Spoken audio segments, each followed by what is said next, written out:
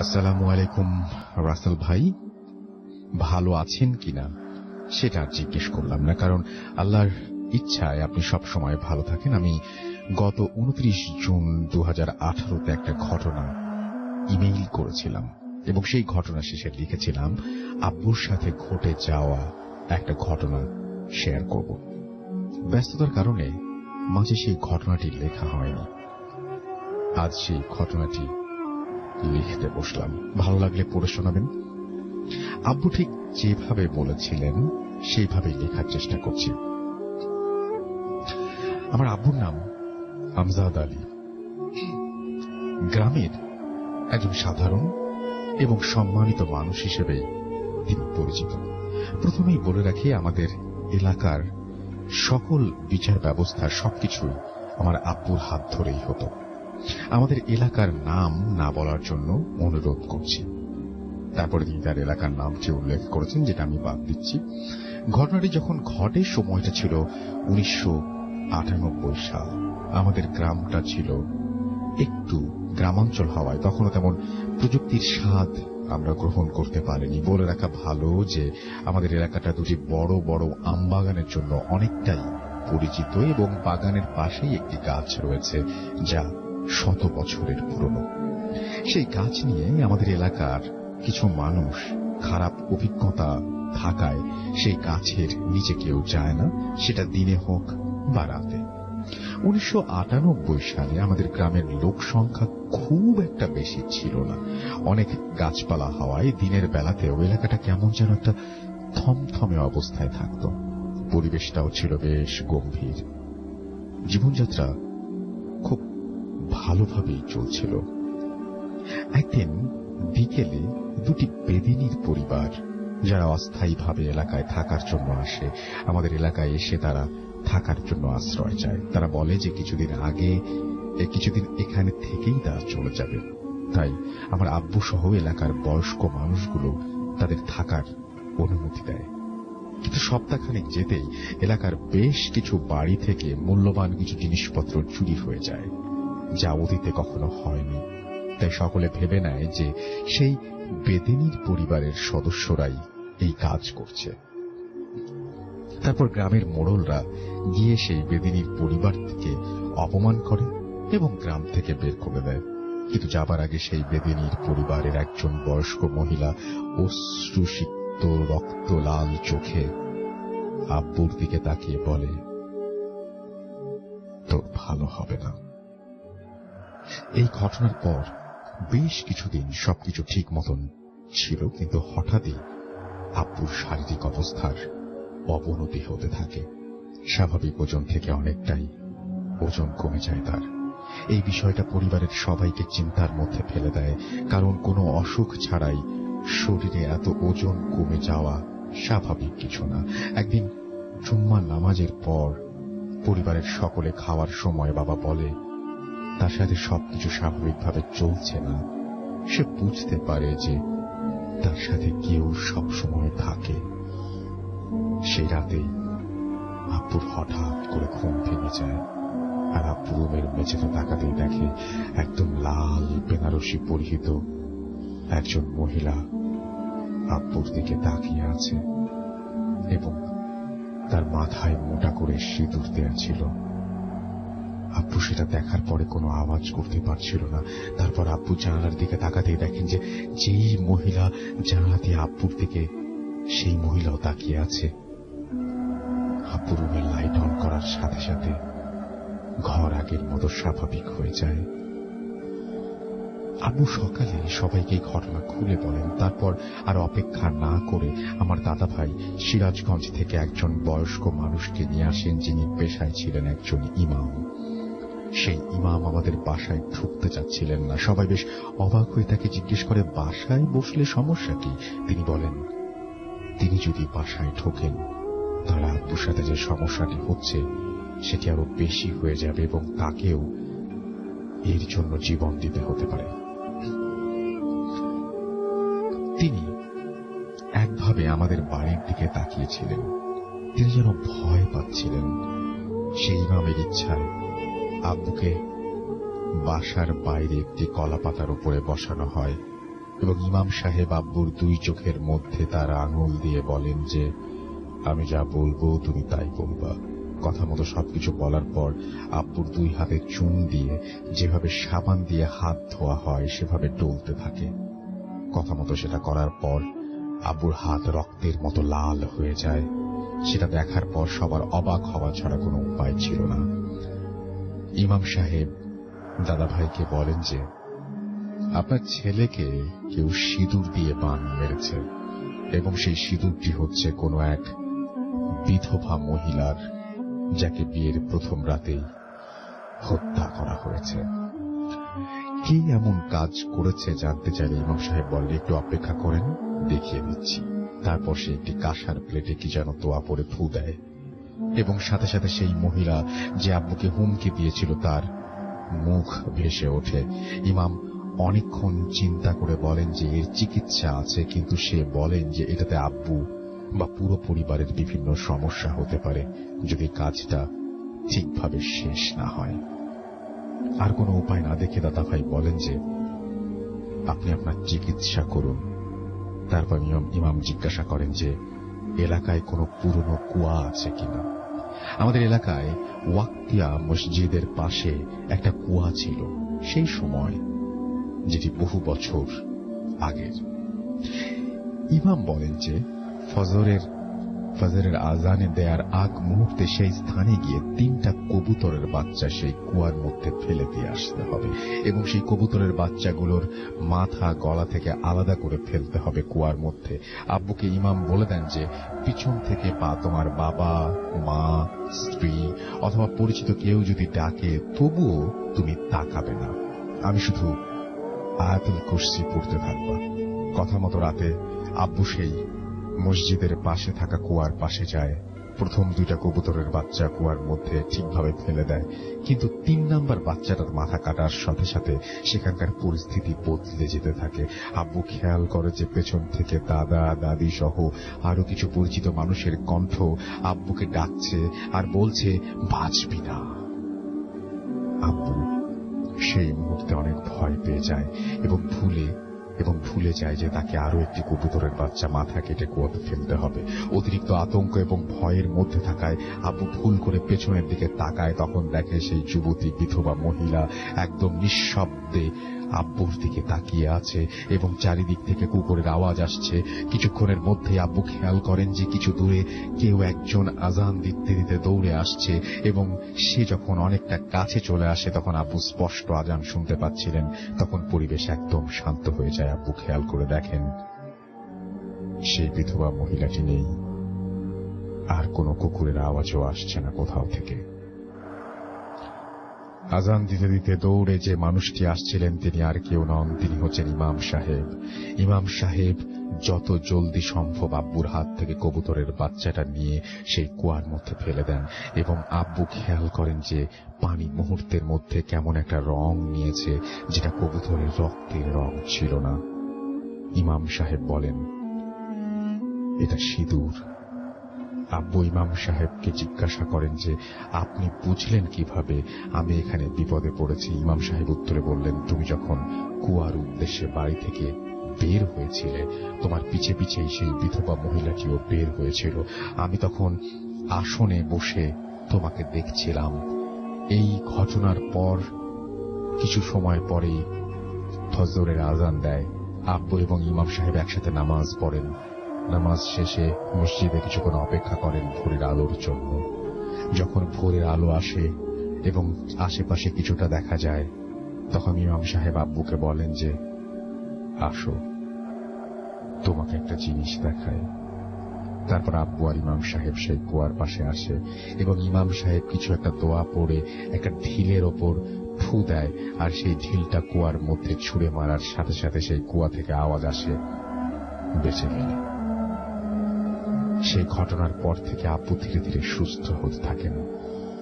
এখন আল্লাহর রহমতে আমার পুরো পরিবার ভালো আছে। সকলে আমার পুরো পরিবারের জন্য দোয়া করবেন এবং নিজের প্রতি একটু খেয়াল রাখবেন যে আপনার দ্বারা কেউ যেন কষ্ট না পায়, কারণ কে কিভাবে সেটার প্রতিশোধ নেবে আপনি নিজেও জানেন না। হতে পারে সেই প্রতিশোধ নেয়ার বিষয়টা আপনার মৃত্যু ডেকে নিয়ে আসবে। এই ছিল আব্বুর জীবনে একটি খারাপ এবং ভয়ঙ্কর অভিজ্ঞতা। তারপরে তিনি তার অ্যাড্রেস শেয়ার করেছেন। ব্যাপারটা হচ্ছে যে আমি তারপরে জানতে চেয়েছিলাম আবারও ইমেইল করে যে এই ঘটনাটি কতটুকু সত্য। তিনি জানিয়েছেন এই ঘটনাটি পুরোই সত্য। এবং সবচেয়ে বড় ব্যাপার যে আমরা পৃথিবীতে বাঁচি খুব অল্প দিন, তাই না? আসলে পৃথিবীর বয়স যদি চিন্তা করি তাহলে আমরা বাঁচি খুবই অল্প দিন। আমরা আমাদের অভিজ্ঞতায় মানে আমরা কিছু অভিজ্ঞতা পৃথিবীতে অর্জন করতে পারি। এই যে পৃথিবী, এই পৃথিবীতে আসলে ক্ষমতাটা কি, কার ক্ষমতা কিভাবে যাচাই করবেন আপনি? এবং একটা মানুষের যে ক্ষমতা আছে সেই ক্ষমতাকে মানুষ কতটুকু কাজে লাগাতে পারে। আপনার যদি মানে আপনার যে পাওয়ার, আপনার সেটা পজিশনের কারণে হোক, আপনার সেটা অর্থের কারণে হোক, সেই পাওয়ারটা মানে সেটা কতখানি শক্তিশালী আসলে সেটা মানুষের মানে সেটার দ্বারা যদি কেউ কষ্ট পায়, সেই মানুষের কষ্ট পাওয়াটা মানে কোনো মানুষের কষ্ট পাওয়াটা আমার কাছে মনে হয় সবচাইতে বেশি শক্তিশালী। কারণ সেই মানুষটি যদি মন থেকে কষ্ট পায় সেটি আপনার জন্য সবসময় ক্ষতির কারণই হতে পারে। এবং আমার মনে হয় যে কোনো অবস্থাতেই কখনোই কাউকে কষ্ট দেওয়া উচিত নয়। পৃথিবীতে আমরা খুব অল্প দিনের জন্য আসি এবং সেই প্রতিটা মুহূর্ত প্রতিটা দিন যেন আমরা সবসময় অন্যের সাথে ভালো ব্যবহার করতে পারি এবং আমাদের মধ্যে মানে এই আমিত্ব ব্যাপারটা, আমি সেই এই ব্যাপারটা যেন না থাকে। তাহলে দেখবেন যে পৃথিবীটা অনেক সুন্দর। যেই মুহূর্তে আপনি আপনার নিজের অস্তিত্ব নিয়ে মানে আপনার মধ্যে এক ধরনের মানে কি বলবো যে মানে আত্মতৃপ্তি বলবো নাকি গর্ব বলবো আমি জানি না, সেরকম কিছু সৃষ্টি হবে। সেই মুহূর্তে আপনি দেখবেন যে পৃথিবীর অন্য সব মানুষের থেকে আপনি আস্তে আস্তে দূরে সরে যাচ্ছেন এবং অন্য সব মানুষদের কারণে বা অকারণে আপনি কষ্ট দিয়ে ফেলছেন। যাই হোক, আমরা চলে যাব আমাদের প্রথম অতিথির কাছে। আপনার নামটা প্লিজ একটু বলবেন, তারপরে আপনি বলবেন যে আপনি কোথা থেকে এসেছেন, তারপরে আপনার ঘটনায় যাব আমরা। আশা করছি যে এই ঘটনাটি ভালো লাগবে এবং যারা ঘটনা ভালো লাগছে বা খারাপ লাগছে যেটাই হোক না কেন অবশ্যই আমাদের জানাবেন। এটা আসলে আমাদের ঘটনা সিলেক্ট করতে অনেক হেল্প করে। চলে যাচ্ছে আমাদের প্রথম অতিথির কাছে। থ্যাংক ইউ রাসেল ভাই। প্রথমে আপনাকে ধন্যবাদ জানাবো আজকে আমাকে ইনভাইট করার জন্য। আমার নাম শাকিল আহমেদ রুবেল। আমি এসেছি ময়মনসিংহ জেলার বালুকা থানার তালাবো গ্রাম থেকে। অনেক দূর থেকে এসেছেন, থ্যাংক ইউ সো মাচ। আসতে কোনো সমস্যা হয়নি তো? না রাসেল ভাই, পুরোটাই ডিফারেন্ট। আসার সময় অনেকটা কষ্ট হয়েছে। অনেক কষ্ট হয়েছে? জ্যামের মধ্যে আটকেছিলাম, সেই 3টার সময় গাড়িতে উঠছি। জি, এই জায়গায় আসছি 9টায়। জি, এটা শুধুমাত্র ভূত এফএম এবং ভূত এফএম যারা শোনেন তাদের প্রতি ভালোবাসার কারণে সম্ভব হয়েছে এবং এতটা কষ্ট করে এসেছেন এই জন্য আপনাকে অনেক অনেক অনেক অনেক ধন্যবাদ। আসলে ধন্যবাদ দিয়ে আপনাকে ছোট করা হয়। থ্যাংক ইউ সো মাচ আমাদের সঙ্গে যোগ দেবার জন্য। রাসেল ভাই, আমি আমার ঘটনায় চলে যাচ্ছি। ঘটনাটা রাসেল ভাই আমার সাথে ঘটা কোনো ঘটনা না, এটা আমার এক ফ্রেন্ডের কাছ থেকে শোনা। তো ঘটনাটা তার ফ্রেন্ডের বাবার সাথেই ঘটে। জি, ঘটনাটা এরকম, ওনার বাবা ছিলেন ওদের যে এলাকা, ওই এলাকার একজন ইমাম। ওদের পাড়ার যে মসজিদ, সেই মসজিদের তিনি ইমামতি করতেন। আর যেটা সবচেয়ে বড় কথা সেটা হচ্ছে রাসেল ভাই, ওদের এলাকার যদি কোনো লোক মারা যেত তো সেই লোকগুলোর মানে জানাজার নামাজ, দাফন কাফনের ব্যবস্থা, গোসলের কাজটা উনি করতেন। তো একটা ছেলে ছিল ওই এলাকার মধ্যে, সঙ্গত কারণে আমি নামটা বলছি না। সেই ছেলেটা রাসেল ভাই এই টাইপের ছিল, মানে যত ধরনের বাজে কাজ হতো ওই এলাকার মধ্যে সবগুলা কাজের মধ্যে তার উপস্থিতিটা বেশি লক্ষণীয়।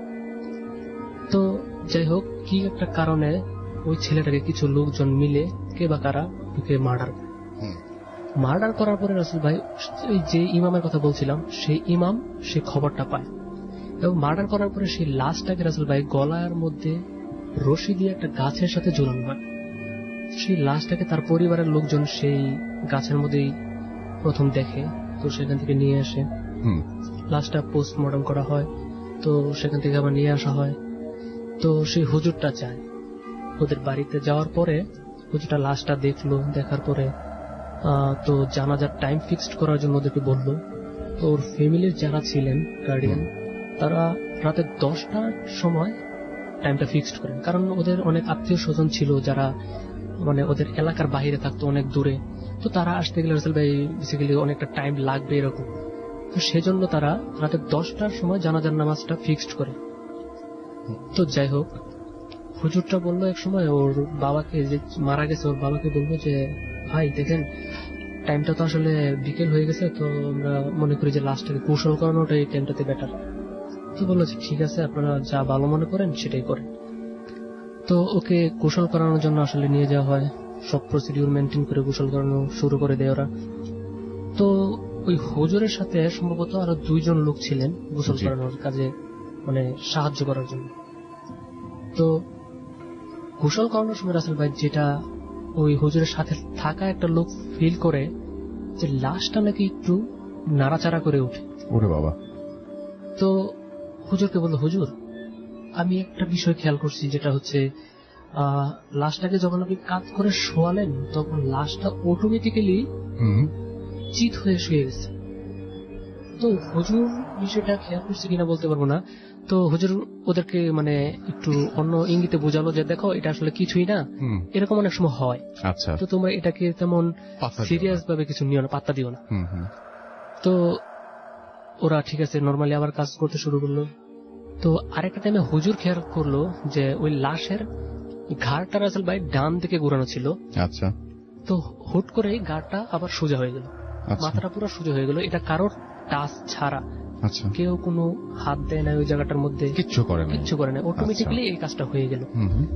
তো এটা দেখে হুজুর নিজেও ভয় পেয়ে গেল।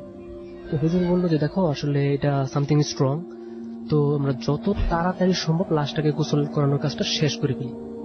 তো তাড়াহুড়া করে কাজটা শেষ করার পরে রাসূল ভাই ওদের যে এই ছিল গার্ডিয়ান ছিল, ওদের বাড়ির উঠানের মধ্যে লাশটাকে নিয়ে রাখার পরে একটা খাটিয়ার মধ্যে রাখা হয়।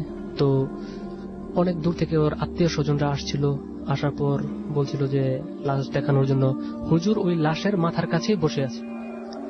কেউ এসে যদি বলে যে হুজুর লাশটা দেখান, তো হুজুর মুখ থেকে কাপড়টা সরিয়ে সেই লাশটাকে তাদেরকে দেখাতো। তো রাসূল ভাই ওর যে লাশটা ছিল, ওকে যেহেতু মার্ডার করা হয়েছে, ওর শরীরে অনেক জায়গার মধ্যে অনেক দাগ ছিল, অনেক জায়গাতে কেটে গেছিল, ফেটে গেছিল, এরকম অনেক কিছু ছিল। তো মুখের মধ্যে কোনো স্পট ছিল না। তো হুজুর একটা টাইমে খেয়াল করলো যে যখন একজন লোক এসে বললো যে হুজুর লাশের মুখ থেকে একটু কাপড়টা সরান, আমি একটু দেখব। হুজুর কি করলো, লাশের মুখ থেকে যখন কাপড়টা সরালো তখন মুখের দিকে তাকিয়ে দেখে হুজুর যে টোটালি চেহারাটা চেঞ্জ হয়ে গেছে। এরকম চেঞ্জ হয়েছে যে ওর মুখের মধ্যে অনেক মনে হচ্ছে যে দাগ আছে, আঁচড়ালে যেরকম হয় সেরকম, খামচি দিলে যেরকম হয় সেরকম দাগ, আর বিভৎস একটা চেহারা হয়ে গেছে যেটা আগে ছিল না। হুট করে আমার একটা কিছু হয়ে গেছে। তো হুজুর তো আগে থেকে বুঝতে পারছিল যে রাসূল ভাই যে এটা আসলে একটা অন্য ধরনের কোনো কিছু ঘটতে যাচ্ছে এই জায়গায়। তো সেটা ভেবে হুজুর আরো ভয় পেয়ে গেল।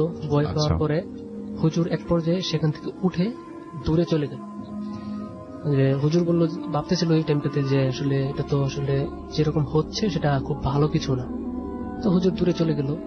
তো 10টা বাজার সাথে সাথে ওর জানাজার নামাজ শুরু হয়ে যায়। জানাজার নামাজ শেষ করে ওকে যখন মাটি দেওয়া হয়, দাফন করার কাজটা শেষ করার পরে হুজুর এবং ওই ফ্যামিলির যারা ছিল সবাই বাড়িতে চলে আসে। চলে আসার পরে হুজুর ওই ছেলের বাবাকে বললো যে ভাই আমি তো চলে যাব, তো আমি আজকের মতো চলে যাই, আপনারা কান্নাকাটি করেন না, যেটা হবার সেটা হয়ে গেছে। তো আপনি বাড়ির গার্ডিয়ান, আপনি সবাইকে সান্ত্বনা দিয়ে বিষয়টা নর্মাল করার চেষ্টা করেন। আমি চলে যাচ্ছি, আমি কালকে সকালে আবার আসবো আপনাদের বাড়িতে। তো ওই লোকটা বলল যে হুজুর আপনার কি একা যেতে কষ্ট হবে, আমি কি একটা লোক দিব? তো বলল যে না ভাই, কাউকে দেওয়ার দরকার নাই, আমি একাই যেতে পারবো, কারণ এই এলাকার রাস্তাঘাট তো সবই আমার চেনা। তো হুজুরটা চলে গেল। ঘটনাটা রাসূল ভাই এই জায়গাতেই শেষ হয়নি। তো হুজুর শুয়ে আছে রাতের বেলা, ঘুমিয়ে গেছে বললে ভুল হবে, কিছু কিছু তিনি মানে টের পাচ্ছিলেন এরকম। তো হুজুর একটা টাইমে খেয়াল করলেন যে আগরবাতির একটা গন্ধ তার নাকের মধ্যে আসতেছে। তো ঘুমের মধ্যে সে এটা ফিল করলো। তো হঠাৎ এক পর্যায়ে আরেকটু খেয়াল করলো যে ওর বুকের উপরে মানে উপর থেকে পানি পড়তেছে এরকম একটা কিছু। তো ও এটাও ফিল করলো যে ওর বুকের উপর মানে পানি পরে ভিজে গেলে যেরকম হয় সেরকম একটা অবস্থা। তো সেটা যেহেতু গরমের দিন ছিল না, তো সেটা হওয়ার কোনো কথা না, এরকম হওয়ার কথা না। তো হুজুরটা কি করলো, ঘুম থেকে সজাগ হওয়ার পরে উনি বুকের উপর হাত দিয়ে দেখে যে ওর বুকটা ভিজা। ওর যে পাঞ্জাবি গায়ে ছিল সেই পাঞ্জাবিটা পুরোটাই ভিজে গেছে। তো তারপর যেটা তিনি খেয়াল করলেন, তিনি উপরের দিকে তাকাতেই দেখেন যে যেই ছেলেটাকে তিনি দাফন করেছেন কিছুক্ষণ আগে, সেই ছেলেটার লাশটাই ওর উপরে ঝুলে আছে। ও মাই গড। আর সবচাইতে বড় বিষয় যেটা রাসেল ভাই, ওর বুকের মধ্যে যে পানি পড়ছিল সেই পানিটা হচ্ছে সেই লাশের শরীর থেকে তার বুকের উপর পানিগুলো পড়ছিল। আর এত পরিমাণে পানি পড়ে রাসেল ভাই, যেটাতে ওর পাঞ্জাবি ভিজে যায়, বিছানাটাও কিছুটা ভিজে যায়। তো এটা দেখে সে এত ভয় পাইছিল, মানে তার পুরো শরীরটাই ফ্রিজ হয়ে গেছে। সে কোনোভাবে নাড়াচাড়া করতে পারতেছিল না, কোনো মুভমেন্ট ওর মধ্যে নাই। শুধু তিনি ভয়ে ভিতরে ভিতরে মানে ভয় পাচ্ছিলেন, কোনো নাড়াচাড়া করতে পারতেছিলেন না। তো এরকম 4-5 মিনিট যাওয়ার পরে তিনি নাড়াচাড়া করতে পারলেন এবং চিৎকার করে একটা দৌড় দিলেন। দৌড় দিয়ে রুম থেকে বেরিয়ে বাড়ির যে উঠান আছে উঠানের মধ্যে গিয়ে তিনি পড়ে যায়। পড়ার সাথে সাথেই উনি সেন্সলেস হয়ে যায়। তো ওনার দুটা ছেলে 2 রুমে ছিল, তো ওরা শব্দ শুনতে পেয়ে দৌড়ে চলে আসে বাহিরে। আসার পরে যেটা দেখলো যে ওনার বাবা সেন্সলেস হয়ে পড়ে আছে মাটিতে। তো এটা দেখে তারা একটু আশ্চর্য হলো যে হঠাৎ করে বাবার কি হলো, এরকম ভাবে সেন্সলেস হয়ে গেছে, আসলে ঘটনাটা কি। তো ওনারা রুমের মধ্যে ওনাকে নিয়ে যায়, নিয়ে যাওয়ার পরে ওর মাথায় পানি দেয়, যা যা করা দরকার করে ওনাকে সুস্থ করে তুলেন। এরকম সুস্থ করে তুলতে প্রায় সকাল হয়ে যায়। তো সকালবেলা ওকে জিজ্ঞেস করলো যে বাবা তোমার কি হয়েছিল, তুমি রাতের বেলায় হঠাৎ করে তুমি চিৎকার দিয়ে ঘর থেকে বেরিয়ে গেলে, সেন্সলেস হয়ে গেলে, আসলে ঘটনাটা কি একটু বলো। তো ওর বাবা সম্পূর্ণ ঘটনা তাদেরকে খুলে বলে। তবে ওই টাইমটাতে তিনি তেমন আগের মতো নর্মাল ভাবে কথা বলছিলেন না। আগে যেভাবে নর্মালি কথা বলতে পারতেন সেরকম না, কথা বেজে বেজে আসছিল। তো যাই হোক কথা বললো যে আমার সাথে তো এরকম এরকম হয়েছে কালকে থেকে, তো এটা দেখে আমি ভয় পাইছি আর যার জন্য চিৎকার দিয়ে বাইরে চলে আসছি। আচ্ছা। তো রাসেল ভাই উনি ওই দিনটা মোটামুটি ভালোই ছিলেন। পরের দিন অনেক অসুস্থ হয়ে যায়, অনেক জ্বর ওনার শরীরে। তারপরে হচ্ছে আপনার মানে কিরকম মানে উল্টাপাল্টা কথা বলতে থাকে। তো ওর ছেলেরা ভাবলো কি যে যেহেতু আব্বু অসুস্থ হয়ে গেছে, তো ওকে অবশ্যই হসপিটালিস্ট করার দরকার। আচ্ছা। ওনাকে মানে ওদের এলাকার একটা হসপিটালে ভর্তি করে দেয়। নিয়ে যাওয়ার পরে ওই জায়গায় 3 দিন থাকে। 3 দিনের মধ্যে 1 দিন উনি কথা বলছিলেন, আর 2 দিন কোনো কথা বলতে পারে না। আর 4th ডেতে গিয়ে রাসেল ভাই উনি আসলে মারা যান। তো ওনার ছেলেরা ওনাকে বাড়িতে নিয়ে আসেন, কান্নাকাটি করার যতটুকু দরকার করেন। তো ওনাকে দাফন করার পরে রাসেল ভাই ওনারা ভাবছিলেন যে ঘটনাটা মনে শেষ, কিন্তু এরপরেও ঘটনাটা শেষ হয়নি। ঘটনাটা এরকম তারপরও আপনার চলতে থাকে যে ওই যে ছেলেটা মারা গেছিল, যে জায়গায় দাফন করা হয়েছিল সেই জায়গাটা থেকে মানে মানুষ অনেকটাই দূরে থাকতো। কারণ ওই জায়গাতে যদি কেউ যেত সন্ধ্যার পরে, তো সেই ছেলেটার লাশ দেখতে পেত বা বড় ধরনের কোন সাপ দেখতে পেত, মানে ভয়ঙ্কর টাইপের অনেক কিছু দেখতে পেত ওই জায়গাটাতে। তো এসব কারণে ওই জায়গাটাতে মানুষ যেত না। তো এরকম হওয়ার পরে এলাকার মানুষজন একটু বিরক্ত হয়ে গেল, যেহেতু ছেলেটার প্রতিও আগে থেকে সবাই বিরক্ত ছিল। তো সেই জন্য ওই ছেলেটার বাবাকে বিষয়গুলো জানালো যে আসলে এরকম তো হচ্ছে, কিছু একটা করে। ওই ছেলের বাবা কি করলো, একটা কবিরাজ নিয়ে আসলো অনেক দূর থেকে। আনার পরে ওই জায়গাটাতে ওরা একটা মিলাদ মাহফিলের আয়োজন করেন।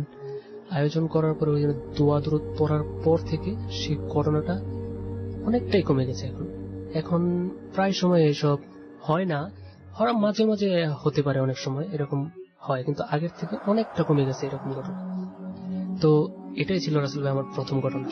থ্যাংক ইউ সো মাচ আপনার প্রথম ঘটনার জন্য। আপনাকে অনেক ধন্যবাদ এবং আশা করছি আপনাদেরও ভালো লেগেছে। আমরা কেমন লেগেছে সেটা শুনবো একটু পরে, একটা ছোট্ট বিরতি নিয়ে ফিরবো। স্টে টিউনড টু রেডিও ফুর্তি রেড এফএম এন্ড ডু ফুর্তি। 160cc শক্তিশালী ইঞ্জিন নিয়ে র, রিয়েল, রেড আর রকিং হর্নেট এখন পাওয়া যাচ্ছে 1,89,800 টাকায়। আজই চলে আসুন আপনার নিকটস্থ হন্ডা শোরুমে। স্পোর্টি ডিজাইন ও ডিজিটাল অ্যানালগ মিটারের সাথে এবার শাইন করো নতুন স্টাইলে।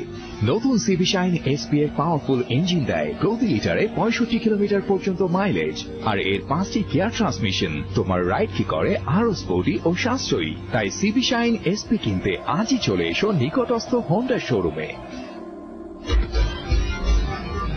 শুরুতে আজকের শিরোনাম জানিয়ে দিচ্ছি, আমি আখলাক। এবারও দেশের বাম্পার বাদামি লেবুর ফলন। বাদামি না বাদামি, আকলাক। তোকে বাংলা নিউজ পড়তে কে দিচ্ছে? আরে ধুর, আমি আর পারবো না এসব ফর্মাল জিনিস বলতে। আই নিড সামথিং পুরা জাতা। এ ভাই, এসব ইংলিশ মিডিয়াম বলা বাইন দিয়ে হবে না, আমারে দেন। কত খ্যাট, এভাবে কেউ কত বলে নাকি? আপু, আপনি এত বক বক করতেছেন কেন? আপনার দেশের বাড়ি কোথায়? আমার দেশের বাড়ি তো গুলশান 3। ও মাই গড, বুঝছি। এসব আউ ফাউ বুকি চুকি মানুষ দিয়ে তো শো হবে না। আই অলসো নিড সামথিং জাতা। স্যাড হয়ে গেল Amina রাখলাক।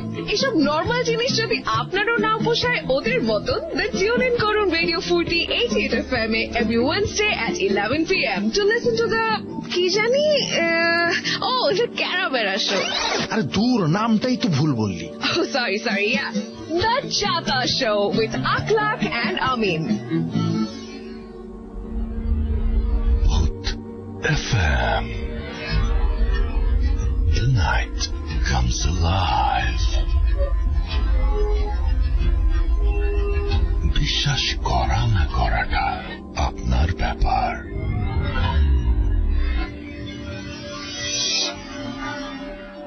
Welcome back, you are listening to radio 40 FM। আমি রাসেল আছি সাথে, এবং ঘড়িতে সময় রাত 11:29। আর এই মুহূর্তে আমার কাছে যারা লিখেছেন, আমি প্রথমে টুইটার দিয়ে শুরু করছি।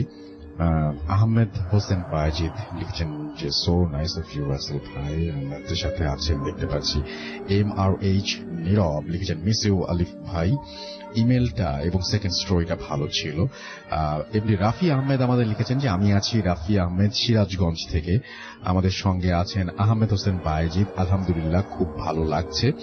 আমাদের সঙ্গে আছেন তারেক ইসলাম নারায়ণপাড়া নাটোর থেকে, এবং তিনি লিখেছেন যে থাকবো শেষ পর্যন্ত। ইমরান হুসাইন আছেন প্রথম ঘটনাটা দারুণ ছিল, মিরপুর 6 থেকে তিনি শুনছেন। আমাদের টুইটারে আমি বলে দিই যে আমাদের রাসেল আন্ডারস্কোর ভূত FM তিনি কিন্তু আপনি এই পেজটা পেয়ে যাবেন। আর শাহরিয়ার শোভন লিখেছেন গুরুদাসপুর নাটোর থেকে শুনছেন তিনি, এবং তিনি 8 বছর ধরে শুনছেন, এবং লিখেছেন যে লাভ ইউ রাসেল ভাই। আমাদের সাথে তারেক ইসলাম আছেন, এবং আমাদের সঙ্গে আছেন দেখতে পাচ্ছি এছাড়াও MD মুজাহিদ, এবং তিনি প্রথম স্টোরিটা ভয়ের ছিল। আমাদের সঙ্গে আছেন হাসান মাহমুদ, অ্যাপ দিয়ে শুনছেন। SR রাজ আমাদের সঙ্গে আছেন, লিখেছেন প্রথম স্টোরিটা, তারপর অনেকগুলো ডট, তারপর লিখেছেন ভয়ঙ্কর পরিস্থিতি। আমাদের সঙ্গে আছেন TR নিলয়, এবং তিনি লিখেছেন যে গত রোজার ঈদে কোনো স্পেশাল এপিসোড হয়নি কেন। আচ্ছা, এবার নিশ্চয়ই হবে। আমাদের সাথে আছেন দেখতে পাচ্ছি SSB, এবং রুমে লাইট অফ করে তিনি শুনছেন। এমনি নাইম রেজা আমাদের সাথে আছেন। প্রথম অতিথির ঘটনাটা খুবই অদ্ভুত এবং ভয়ের ছিল। আমাদের সঙ্গে আছেন রাফি আহমেদ, এবং তিনি লিখেছেন যে রুবেল ভাইয়ের ঘটনাটা খুব ভালো। আমাদের সাথে আছেন MD আরিফুর রহমান, পাশে আছি। আমাদের সাথে আছেন দেখতে পাচ্ছি MD জাহিদুল ইসলাম, এবং তিনি বলছেন আমি আছি সঙ্গে শুনছি, নওগাঁ থেকে শুনছেন তিনি। আমাদের সঙ্গে এছাড়াও আছেন আবেদিন জয়। 7 দিন অপেক্ষা করে থাকি ভূত FM এর প্রিয় অনুষ্ঠান শোনার জন্য। ভূত FM এর আমাকে এবং মাসুম ভাইকে সবাইকে তিনি ধন্যবাদ জানিয়েছেন, শুভকামনা জানিয়েছেন, ভালোবাসা জানিয়েছেন। Thank you so much. আমাদের সঙ্গে আছেন দেখতে পাচ্ছি MD মুজাহিদ, আমাদের সঙ্গে আছেন আরো অনেকেই। থ্যাংক ইউ সো মাচ আপনারা যারা সঙ্গে আছেন, এবং আমাদের যে ফেসবুক পেজ রয়েছে সেখানে অনেকে আছেন, যেমন বি পজিটিভ আছেন আমাদের সাথে, এবং তিনি আছেন আই লাভ ভূত FM। কাজী মাজহারুল ইসলাম লিখেছেন স্টোরি দুটা অসাধারণ ছিল। আমাদের সঙ্গে আছেন ইনকমপ্লিট পার্থ, লিখেছেন লাভ ভূত FM। মাইশা মারিয়ম আমাদের সাথে আছেন, এবং এবং তিনি বলছেন যে I am happy to have both after much. তিনি লিখেছেন যে তিনি এটা অনেক প্রশংসা করেছেন। Thank you so much. Badhan Kumar আমাদের সঙ্গে আছেন দেখতে পাচ্ছি। তানজিল তামিম, এছাড়াও HM হাসান শিহাব আমাদের সাথে আছেন দেখতে পাচ্ছি। তানজিব ফারাবি, এছাড়াও শাফায়েত হুসাইন আমাদের সঙ্গে আছেন। MD মুস্তাক আহমেদ, অচিন্ত অঙ্কুর আমাদের সঙ্গে আছেন। MD নাহিদ আমাদের সাথে আছেন। এবং সেকেন্ড স্টোরিটা তার কাছে অতটা ভালো লাগেনি, বিশ্বাসযোগ্য মনে হয়নি, সেটা তিনি লিখেছেন। আমাদের সঙ্গে আছেন দেখতে পাচ্ছি RJ জাহিদ হাসান আছেন আমাদের সঙ্গে দেখতে পাচ্ছি। তাজুল ইসলাম ব্রাহ্মণবাড়িয়া থেকে শুনছেন, তিনি অপূর্ব হালদার আমাদের সঙ্গে আছেন। আমাদের সাথে আছেন ইমন খান হৃদয়, এছাড়াও আমাদের সঙ্গে আছেন দেখতে পাচ্ছি জোহান জুলায়ান, আমাদের সাথে আছেন দেখতে পাচ্ছি ফারজানা আক্তার মিম, এছাড়াও তমা সরকার আমাদের সাথে আছেন। অ্যালেক্স জ্যাকসন আমাদের সাথে আছেন, রাজশাহী থেকে শুনছেন। আমাদের সাথে আছেন লোকমান হোসেন জনি, এছাড়াও প্রিন্স শহীদুল আমাদের সাথে আছেন। জিনাত আমাদের সাথে আছেন এবং তিনি বলছেন যে নিয়মিত শুনি ঘটনা তিনি পাঠাতে চান, কিভাবে যোগাযোগ করবেন। দেখেন, আপনি এই পেজটার ঠিক ডান দিকে লেখা আছে সেন্ড ইমেল একটা বাটন, রাইট? এখান থেকে আপনি সরাসরি পাঠাতে পারেন, অথবা bhuthfm@radio50.fm অ্যাড্রেসে গিয়ে আপনি সরাসরি আমাদের লিখে পাঠাতে পারেন। আমাদের সাথে আছেন তানজিব ফারাবি, আমাদের সাথে আছেন দেখতে পাচ্ছি জিয়াউর রহমান সরকার, আমি তো ভূত এফএম এর পেজে আছে এখন। প্রতীক ভট্টাচার্য আমাদের সঙ্গে আছেন এবং সেকেন্ড স্টোরি তার কাছে অসাধারণ লেগেছে। কাজী মাজহারুল ইসলাম, দুটা স্টোরি তার কাছে অসাধারণ লেগেছে। আমাদের সঙ্গে আছেন দেখতে পাচ্ছি ইমন ইসলাম, কুমিল্লা আবিদপুর থেকে তিনি শুনছেন। আমাদের সাথে আছেন সুচিস্মিতা মেহরুবা এবং লিসনিং ফ্রম শেরপুর, এবং তিনি ভূত এফএমের সাথে 5 বছর ধরে আছেন। আমাদের সাথে আছেন দেখতে পাচ্ছি রিফাত, শুনছেন তিনি। জাহিদ সান আমাদের সাথে আছেন দেখতে পাচ্ছি আরো অনেকে। শান্ত হুসাইন আমাদের সাথে আছেন দেখতে পাচ্ছি মাহিন, এছাড়াও হুমায়ুন আহমেদ হিমু আমাদের সাথে আছেন। বোরহান আহমেদ আমাদের সাথে আছেন দেখতে পাচ্ছি। অরণ্য হৃদয়, এছাড়াও চন্দন আচার্য আমাদের সাথে আছেন এবং আমাদের সাথে আছেন দেখতে পাচ্ছি এছাড়াও প্রিন্স আছেন আমাদের সাথে, আরিফুল ইসলাম, এছাড়াও রাফসান ফাহিম আমাদের সাথে আছেন। এবং সবার কাছে মোটামুটি দুটো ঘটনাই ভালো লেগেছে এবং থ্যাংক ইউ ভেরি মাচ। আমরা আশা করব যে পরের ঘটনাগুলো আপনাদের কাছে ভালো লাগবে। আমরা চলে যাব আমাদের দ্বিতীয় অতিথির কাছে দ্বিতীয় ঘটনা শুনতে, এবং আশা করছি যে এই ঘটনাটা আপনাদের ভালো লাগবে। আপনার নামটা প্লিজ একটু বলবেন, কোথা থেকে এসেছেন সেটা আপনি বলবেন, এবং তারপর আপনার ঘটনা শেয়ার করবেন প্লিজ। আসসালামু আলাইকুম রাসেল ভাই। ওয়ালাইকুম সালাম। আমি মোহাম্মদ সাব্বির হোসেন টিপু, আমি ঢাকা খিলগাঁও থেকে এসেছি। ওকে, আপনার ঘটনায় চলে যাই। ভাই আমার ঘটনা তো দুইটা, আমি এখন কোনটা শেয়ার করব? আপনি প্রথমে আমাকে যেভাবে প্রথমটা শেয়ার করেন। ও আচ্ছা, আপনি তো দুটো ঘটনা আমাকে বলেছেন। জি জি, প্রথম যেটা বলেছেন সেটা আগে শেয়ার করতে পারেন, বা দ্বিতীয়টাও, এটা আপনার উপরে, আপনার পছন্দের ব্যাপার। ধন্যবাদ ভাইয়া। জি। আমার বাসার পাশে আক্তার নামে একজন ছেলে আছে আর কি। জি জি।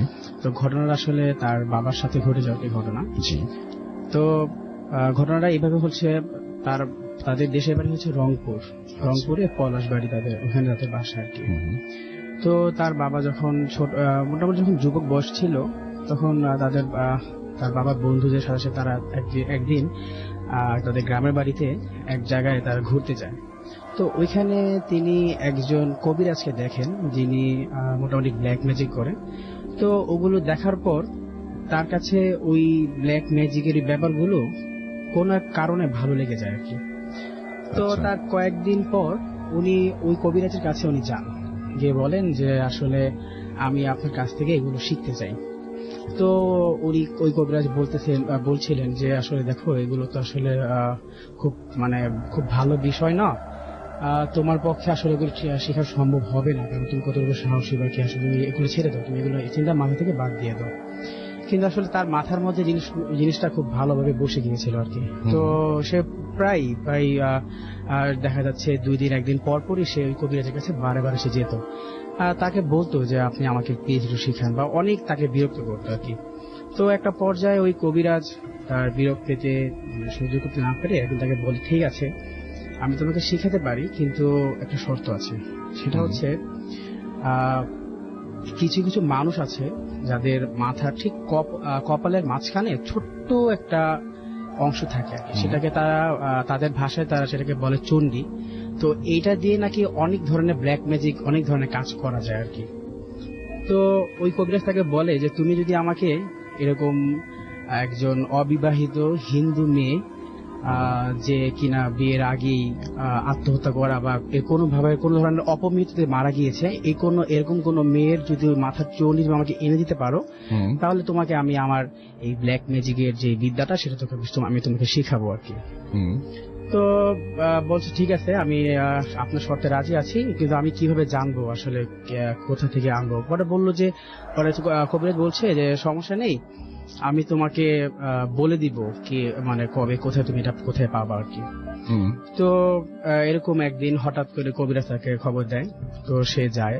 তো যাওয়ার পরে সে কবিরাজ বলছে দেখো ওই আমাদের 2 গ্রাম পরে একটা গ্রাম, ওই গ্রামের নাম ঠিক মনে নেই আমার এখন, বলছে যে ওইখানে একটা মেয়ে বিষ খেয়ে মারা গেছে। তো ওই মেয়েটার মাথার মধ্যে ওই চণ্ডীটা আছে, তুমি যাও দেখো ওকে কোথায় মানে সমাহিত করা হয়, তুমি সেখানে যাবা। তবে শর্ত আছে, তুমি চণ্ডীটা আনতে যাবা রাত্রে সম্পূর্ণ একাভাবে যাবা, তবে তুমি মেন রোড দিয়ে যাবা না। ও তাকে একটা রোড বলে দেয়, যে সেই রোডটা আসলে প্রথমে অনেকগুলো ধান ক্ষেত পড়ে, তারপরে হচ্ছে একটা জঙ্গলের মতো। তো ওই জঙ্গল পার হয়ে তারপরে হচ্ছে পরে ওই মানে যে ওই জায়গাটা কি যেখানে ওই মেয়েটাকে সমাহিত করা হবে আর কি, মানে অনেকটা শ্মশান ঘাটে আর কি। ওখানে মাটিতে তাকে জাস্ট বসিয়ে মেয়েটাকে পুঁতে রাখা হয় আর কি, এরকম একটা জায়গা মানে এমন অবস্থায় রাখা হয় আর কি।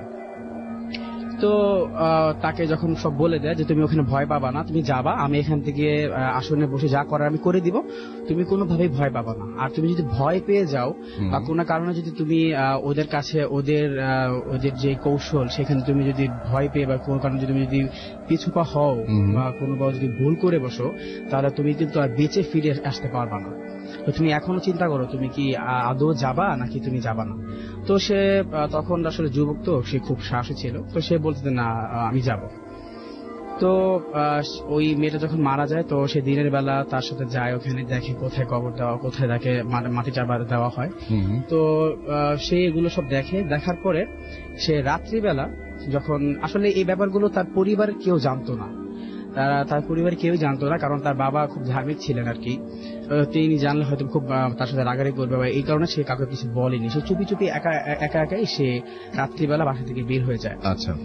তো যখন রাত্র প্রায় 1টা-1:30 এরকম বাজে, তখন সে যাওয়া শুরু করে। তো প্রথম ধান ক্ষেত দিয়ে যখন সে যাচ্ছিল তখনও কোনো সমস্যা হয়নি, কিন্তু যখন সে ওই জঙ্গলে যাওয়া শুরু করে তখন থেকে আসলে বিপত্তিটা ঘটা শুরু করে আর কি। প্রচন্ড ঝড় বাতাস এবং তার আশেপাশে প্রচুর বিড়াল এবং অনেক বড় বড় কুকুর, শিয়াল, এগুলো তার আশেপাশে দিয়ে বারবার যাচ্ছিল বা তাকে ডাকছিল আর কি। তবে সে এগুলোর দিকে না তাকিয়ে সে তার নিজের তার মনে একটা বিশ্বাস ছিল যে ওই তার যে ওস্তাদ, সে তার সকল কিছু ঠিক করে রাখছে আর কি, কোনো সমস্যা হবে না, এটা তার মনে মানে বিশ্বাস ছিল আর কি। তো সে ওখানে যায়, যাওয়ার পরে যখন সে ওই জায়গাটা খুঁজে বের করে সে মাটি খুঁড়তে শুরু করে। তো মাটি খুঁড়তে একটা পর্যায়ে সে পুরো লাশটাকে মাটির ভিতরে সে পাওয়ার পরে যখন সে মাটির মধ্যে যখন সে ওই যখন সে নামে, লাশটার কাছে যখন যাওয়ার পরে যখনই সে লাশটার মাথা ধরতে যাবে, ঠিক ওই মুহূর্তেই লাশটা হঠাৎ করে তার দিকে চোখ মেলে তাকায়। তো ওর চোখগুলো ছিল খুব ভয়ঙ্কর লাল টকটকে। সে এমনটা বলছিল যে সে তখন প্রচন্ড ভয় পেয়ে যায়, কিন্তু সে তারপর আবার এটাও চিন্তা করে যে আমাকে তো আমার ওস্তাদ বলেছিল আমি যদি এখন ভয় পেয়ে যাই তাহলে আমি এখান থেকে বেঁচে ফিরে আসতে পারবো না, এখানেই আমাকে ও মেরে ফেলবে বা কিছু একটা। তো ওই লাশটা তাকে সরাসরি বলে যে তুই এখানে কেন এসেছিস, তুই আমার সর্বনাশ করতে কেন এসেছিস, তুই এখান থেকে চলে যা, নাহলে কিন্তু তুই বাঁচবি না, আমি তোকে অনেক ক্ষতি করবো, তুই এখান থেকে চলে যা। কিন্তু সে তো আসছে তার উদ্দেশ্য সাধন করতে, সে কোনোভাবেই পিছপা হয় না। সে বলে যে না, আমি এখান থেকে তোর মাথাটা আমি নিয়ে যাব। কিন্তু ওই মেয়েটা বলতেছিল যে না, তুই আমার মাথা নিস না, তুই আমার এত বড় ক্ষতি করিস না, আমার অনেক বড় ক্ষতি হয়ে যাবে। আচ্ছা। আর তুই যদি এরকমটা করিস তাহলে আমি কিন্তু তোরও অনেক ক্ষতি করবো, তোর পরিবারের ক্ষতি করবো। নানাভাবে তাকে ভয় দেখাচ্ছিল, কিন্তু আসলে সে কোনো কিছু না বলে সে যখন তার মাথাটা ধরতে যাবে এমন টাইমে লাশটা তাকে ধাক্কা মেরে তার উপরে মোটামুটি তার উপরে বুকের উপর চড়ে বসে আর কি। তারপরও সে অনেকটা ধস্ত হওয়ার পরে একটা পর্যায়ে সে লাশটাকে ফেলে দিয়ে সে একটা কোপ মেরে লাশটার মাথাটা সে কেটে ফেলতে পারে আর কি। তো মাথা কাটার পরে সে এর মধ্যে কবিরাজ বলেছিল যে তুমি এই মাথাটা নিয়ে তোমাদের বাড়ির পেছনে আমি একটা জায়গায় রেখেছিলাম, তুমি ওই জায়গাটাতে তুমি মাথাটা রেখে দিবা যাতে কেউ না দেখে। এখন তার বাবা বা তার পরিবারে রাত্রেবেলা ওখানে রাখতে গেলে শব্দ হলে তখন তো আবার গ্রামে চোরের উপদ্রব বা ওরকম একটা ছিল, তখন তারা ভাবতে পারে হয়তো বা চোর আসবে, তখন উনি মনে করছে যে ব্যাপারটা জানাজানি হয়ে যাবে। তো এর জন্য উনি কি করছে, উনি তাদের বাসার পাশে ছিল তিস্তা নদী, তো ওই নদীর একটা চরের মতো জায়গা, সেইখানে গিয়ে উনি এই মাথাটাকে উনি লুকিয়ে রাখে আর কি। তো তেমন 2 দিন ওখানে লুকিয়ে রাখার পরে হঠাৎ করে একদিন উনি রাত্রেবেলা ওই মাথাটা নিয়ে তার ওস্তাদের কাছে যায়, যে বলে দেখুন আমি এটা নিয়ে আসছি, এখন আমি তো আপনার পরীক্ষা সফল হলাম, এখন আপনি আমাকে এগুলো শিখিয়ে দেন। তো কবিরাজ বললে তুমি তো একটা অনেক বড় ভুল করে ফেলছো, তোমার একটা উচিত হয়নি, তোমাকে বলছিলাম তোমার বাসার পিছনে রাখতে, আমি ওই জায়গাটাতে তোমাকে রাখতে বলছিলাম, তুমি কেন এখানে রাখলা? তারপরে সে বলছে যে আসলে আমি তো তখন রাখি না, কারণ আমার বাবা যদি দেখে ফেলে তাহলে তো সমস্যা হয়ে যাবে। তারপরে কবির কথা, ঠিক আছে যাক সমস্যা নাই, যা হয়েছে তুমি রাখো, এটা তুমি বাসায় চলে যাও, আর তুমি আগামী 3-4 দিন আমার এখানে আসবা না, আমি তোমার যদি কোনো সমস্যা হয় সেটা আমি এখান থেকে কাটিয়ে দিব। তারপরও উনি কবিরাজের কথা অমান্য করে উনি তার ঠিক 2 দিন পরেই উনি তার কাছে যাওয়ার জন্য বাসা থেকে বের হয়। তো ওই সময়টা ছিল দুপুর টাইম আর কি। কিন্তু উনি যখন বাসা থেকে বের হওয়ার পরে বাসা থেকে বের হয়ে যায়, যাই হোক যখন তার বাসায় সন্ধ্যা হয়ে রাত হয়ে যায় তখনও কোনো খোঁজ খবর থাকে না তার। তো তাকে তো সবাই খুব খোঁজাতে শুরু করে, তার বাসার সবাই, যে সে কোথায় গেল, কি করতেছে বা কে আসে, সে সবাই খুঁজতে যায় তার বন্ধুদের কাছে। তো বন্ধুরা যখন জিজ্ঞেস করে যে সে কোথায়, তখন তার বন্ধুরা আসলে তার পরিবারের, তার বাবার এত রিকোয়েস্ট করার কারণে তারা বন্ধুরা বলে দেয় যে ও আসলে এই ব্যাপারগুলো ঘটছে, ও এরকম করছে আর কি। তো তার পরিবারে তার বাবা উনি তো পুরো রেগে বেগে উনি চলে যায় সেই কবিরাজের কাছে, গিয়ে বলে যে তুমি আমার ছেলেকে কি করছো বা কি আসে বিষয়, তুমি আমাকে খুলে বলো, আমার ছেলে এখন কই আছে, ওর তো কোনো খবর পাচ্ছি না। তো কবিরাজ বলছে যে আসলে আমি ওকে নিষেধ করেছিলাম যে আগামী 3-4 দিনের মধ্যে আমার কাছে আসতে না, তারপরও ও আমার কাছে বারে আমার কাছে আসার জন্য চেষ্টা করার কারণে হয়তো কোনো ক্ষতি হয়েছে, আপনারা চিন্তা করেন না, আমি যা করার করব। তো ওনারা বাসায় চলে আসে। তো রাত্র প্রায় 1টা বা 12টার দিকে ওনার মা বাসার থেকে একটু বের হয়, হয়তো ওনার কোনো একটা কাজে বের হয়। তো বের হওয়ার পর তাদের বাসার পেছনে একটা বাঁশ ঝাড় ছিল। তো এই বাঁশ ঝাড়ের উনি যখন নিচ দিয়ে হেঁটে যাচ্ছিলেন, তো হঠাৎ করে উনি খেয়াল করে যে কেউ যদি মুখের মধ্যে যদি কারো কোনো কাপড় দিয়ে বেঁধে রেখে যদি কেউ যদি কান্না করে, যেরকম একটা গগনের শব্দ হয়, ওরকম একটা শব্দ হচ্ছে। তো হঠাৎ করে সে একটু ভয় পেয়ে যাওয়ার পর সে যখন উপরে তাকায় তখন সে কিছুটা দেখতে পায়। তখন সে সবাইকে ডেকে আনার পরে সে তখন সবাই যখন লাইট মেরে ওকে দেখে যে ঠিক তার ছেলেকে, ওই আক্তারের বাবাকে ওই জায়গায় উল্টো অবস্থায়, মাথা নিচে রেখে পা উল্টো অবস্থায় রেখে তাকে ওখানে বেঁধে রাখা আছে। সে ওইখানে তাকে সে খুঁজে পায় আর কি। তারপরে তাকে নামানোর পর তাকে জিজ্ঞেস করা হয়, তার হুঁশ ছিল না। তো সেই কবিরাজকে ডেকে আনা হয় যে তা কি হয়ে জানার জন্য। তো কবিরাজ তাকে তার যে প্রাথমিক চিকিৎসা সেটা দেওয়ার পরে তার যখন হুঁশ আসে তখন তাকে জিজ্ঞেস করে যে তোমার কি হয়েছিল। তখন ওই বলে যে আমি তো ওস্তাদ, আমি আসলে আপনার কাছে আসতে চাচ্ছিলাম, তো এমন সময় হঠাৎ করে রাস্তার মাঝে 2 পাশে বিল, তো হঠাৎ করে একটা বাতাস আসে। তো ওই বাতাস আসার কারণে হঠাৎ করে বাতাস এসে আমার মনে হলো যে আমাকে ফেলে দিছে। তারপরে আমি আর কোনো কিছু বলতে পারি না। তারপরে আমি যে এখন পেলাম আর কি। তো তারপর থেকে সে তার কবিরাজকে ছাড়েনি, সে এখনো পর্যন্ত, তখন সে আরো শিখছে, সে এখন তার কবিরাজের তার গুরুর মতোই সে এখন ওইখানে ওই এলাকায় সে বেশ জনপ্রিয় একজন কবিরাজ। সে এখন এই পেশায় নিয়োজিত আছে আর কি। তো এই ছিল আমার ঘটনা রাসেল ভাই। ওকে, থ্যাংক ইউ সো মাচ। আপনার ঘটনার জন্য আপনাকে অনেক ধন্যবাদ এবং আশা করছি যে এই ঘটনাটি আপনাদের কাছেও ভালো লেগেছে। ছোট্ট একটা বিরতিতে যাব, বিরতির পরে আবারও ফিরে আসবো। সেই পর্যন্ত আমাদের সঙ্গে থাকুন। স্টে টিউনড রেডিও ফুর্তি FM and do ফুর্তি। স্পোর্টি ডিজাইন ও ডিজিটাল অ্যানালগ মিটারের সাথে এবার শাইন করো নতুন স্টাইলে। নতুন CV shine SPF powerful engine দেয় প্রতি লিটারে 65 কিলোমিটার পর্যন্ত মাইলেজ, আর এর 5টি গিয়ার ট্রান্সমিশন তোমার রাইড কি করে আরো স্পোর্টি ও সাশ্রয়ী। তাই সিভি শাইন এসপি কিনতে আজই চলে এসো নিকটস্থ হোন্ডা শোরুমে। 160cc শক্তিশালী ইঞ্জিন নিয়ে র, রিয়েল, রেড আর রকিং হর্নেট এখন পাওয়া যাচ্ছে 1,89,800 টাকায়। আজই চলে আসুন আপনার নিকটস্থ হন্ডা শোরুমে। Face it, radio money Philippi. Hot FM. The night comes alive. বিশ্বাস করা না করাটা আপনার ব্যাপার।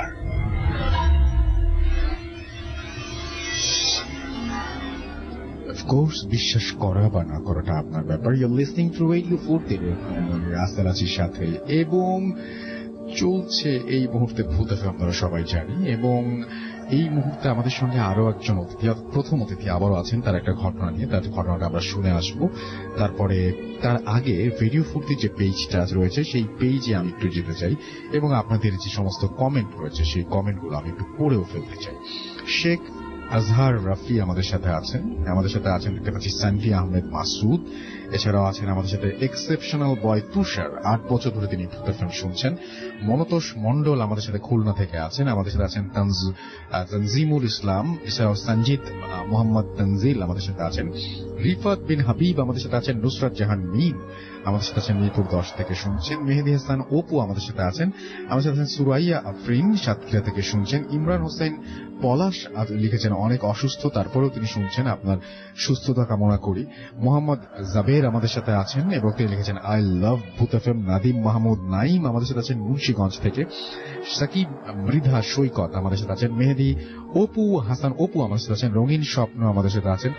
আমাদের সাথে আছেন দেখতে পাচ্ছি মাহফুজ এবং সাইফুল ইসলাম আছেন আমার সাথে, এবং তিনি আছেন হচ্ছে ইরান থেকে, তিনি শুনছেন, রাইট? আচ্ছা, এবং সেখানে তার অনেক লাইফে অনেক ঘটনা রয়েছে, সেই ঘটনাগুলো তিনি আমাদেরকে জানাতে চান। ডেফিনেটলি আপনি জানাতে পারেন আমাদেরকে, এবং আমাদের ইমেল অ্যাড্রেস হচ্ছে fruitfm@radio40.fm। অপরাজিতা সাজ আমাদের সাথে আছেন, ঘটনাগুলো ভালোই লাগছে তিনি এবং তার ভাইয়া খুলনা থেকে শুনছেন। মুজাহিদ হোসেন আমাদের সাথে আছেন, ভাইয়া গল্পগুলো আজকে দারুণ লাগছে। আমাদের সাথে আছেন দেখতে পাচ্ছি সাদি ফাহিম সিলেট থেকে শুনছেন। আব্দুল্লাহ শৈশব আমাদের সাথে আছেন, গল্পটা অপূর্ব। আমাদের সাথে আছেন সাজনিয়ান সুরভি, রাশেদ আমাদের সাথে আছেন। এমডি রাইসুল ইসলাম আমাদের সাথে আছেন। ভাই ব্ল্যাক ম্যাজিকের ঘটনাটা তিনি হচ্ছে বলছেন যে এটা তিনি আগে শুনেছেন। ওকে, আমাদের সাথে আছেন দেখতে পাচ্ছি নাহিদুল আহমেদ তানভীর, আমাদের যিনি ব্ল্যাক ম্যাজিকের ঘটনা বললেন তিনি নিশ্চয়ই এটার উত্তর জানেন এবং তিনি সেটা বলবেন আশা করি। মেহেদি হাসান আমাদের সাথে আছেন। আমাদের সাথে আছেন দেখতে পাচ্ছি রাকিব হাসান আলামিন, আমাদের সাথে আছেন এমডি সেলিম মৃধা আছেন, আমাদের সাথে মেহজাবিন চৌধুরী, নাইমুল ইসলাম শিপন আমাদের সাথে আছেন। আমাদের সাথে আছেন দেখতে পাচ্ছি এছাড়াও আরো অনেকে। থ্যাংক ইউ ভেরি মাচ আমাদের সঙ্গে থাকার জন্য। আমরা চলে যাব আমাদের পরবর্তী অতিথির কাছে। আপনার নামটা প্লিজ একটু বলবেন, কোথা থেকে এসেছেন আরো একবার বলবেন, যেহেতু আমাদের কাউকে দেখা যাচ্ছে না। তারপরে আপনার ঘটনায় যাব। জি, থ্যাংক ইউ রাসেল ভাই। আমি শাকিল আহমেদ রুবেল, আমি আসছি ময়মনসিংহ থেকে। জি, তো এখন আমি যে ঘটনাটা শেয়ার করব সেটা কুড়িগ্রামের একটা ঘটনা। জি, সেটাও আমি আমার সংগৃহীত একটা ঘটনা, ফ্রেন্ডের মাধ্যমে জানতে পারি। আমরা জানি সবাই কুড়িগ্রাম নিচু একটা এলাকা, তো ওই এলাকাতে মানে 2-3 দিন বৃষ্টি হলেই দেখা গেছে যে ওই এলাকাটা আসলে অধিকাংশটা পানির নিচে পড়ে যায়। আচ্ছা, এরকম। তো যার ঘটনা আসলে ও ছিল একটা ছেলে, ওর বয়সটা ছিল 17 থেকে 18 বছর এরকম হবে। তো ওই এলাকাতে যেটা ও পছন্দ করতো সেটা হচ্ছে বৃষ্টি পড়লে মাছ ধরাটা অনেক পছন্দ করত। তো একদিন বৃষ্টি হওয়ার পরে অনেক অংশই তাদের এলাকার পানির নিচে চলে যায়। তো সে যথারীতি মাছ মারার জন্য বেরিয়ে যায়। তো সে বাড়ি থেকে যখন বেরিয়ে যায় তখন টাইমটা ছিল আপনার 4টার দিকে। জি, তো কোনোদিনও সে মাছ মারতে গেলে তেমন বেশি দেরি করতো না, মাগরিবের আজানের দিকে আবার চলে আসতো। সেদিন মাছ মারতে যাওয়ার পরে রাসেল ভাই রাতের প্রায় 10টার মতো বেজে গেছে, কিন্তু ও আর ব্যাক করছিল না বাড়িতে। তো ওর বাবা আর ওর বড় ভাই একটু টেনশনে পড়ে যায় যে ও তো কোনোদিন এত রাত করে না, আজকে কি হলো যে আজকে ও ফিরে আসতেছে না। তো ওর বাবা বললো যে তুই আমার সাথে চল, আমরা একটু খুঁজে দেখি আসলে ও কোন দিকটাতে মাছ মারতেছে, ওকে একটু নিয়ে আসি বাড়িতে, যেহেতু রাতটা অনেক বেশি হয়ে যাচ্ছে। আর এলাকাটাও তেমন ভালো ছিল না, সেটা ওই মুরব্বীটা জানত। জি। তো ওরা দুজন বেরিয়ে পড়লো বাড়ি থেকে। তো ওদের বাড়ির 3টা সাইড তারা পুরোটাই খোঁজাখুঁজি করে, কোন একটা সাইটেও ওরা ওকে খুঁজে পায় না। যে একটা সাইড তারা খুঁজতে যায়নি, সেই সাইডটা ছিল অনেকটা ভয়ঙ্কর। আচ্ছা। ভয়ঙ্কর বলতে এরকম রাসেল ভাই, যে ওই সাইডটাতে একটা চিতাশাল ছিল এবং সেই দিকে মানুষজন যেত না, কারণ এলাকার অনেকেই নাকি আগে ওইদিকে অনেক ভয়ঙ্কর কিছু তারা দেখছে, যার কারণে এলাকার লোকজন মানে বিকেলের পর থেকে ওইদিকে যাওয়াটা স্টপ করে দিছে। তো একটা সাইড তাদের বাকি আছে, তারা দুজন যে ওই সাইডটাতে খুঁজতে যাবে সেটার জন্য তারা ভয় পাচ্ছিল যে আমরা যে যাবো ওইদিকে, আসলে আমাদের সাথেও তো এরকম প্যারানর্মাল টাইপের কিছু হতে পারে। তো যাই হোক, যেহেতু তাদের ছেলে মিসিং, সেক্ষেত্রে তাদের যেতেই হবে। তো ওরা দুজন মিলে ওদিকে রওনা হলো। জি। যেতে যেতে অনেকটা যায়, কোনো দিকে খুঁজে পাচ্ছিল না। তো এক পর্যায়ে ওই চিতাশালের কাছে যায়। জি।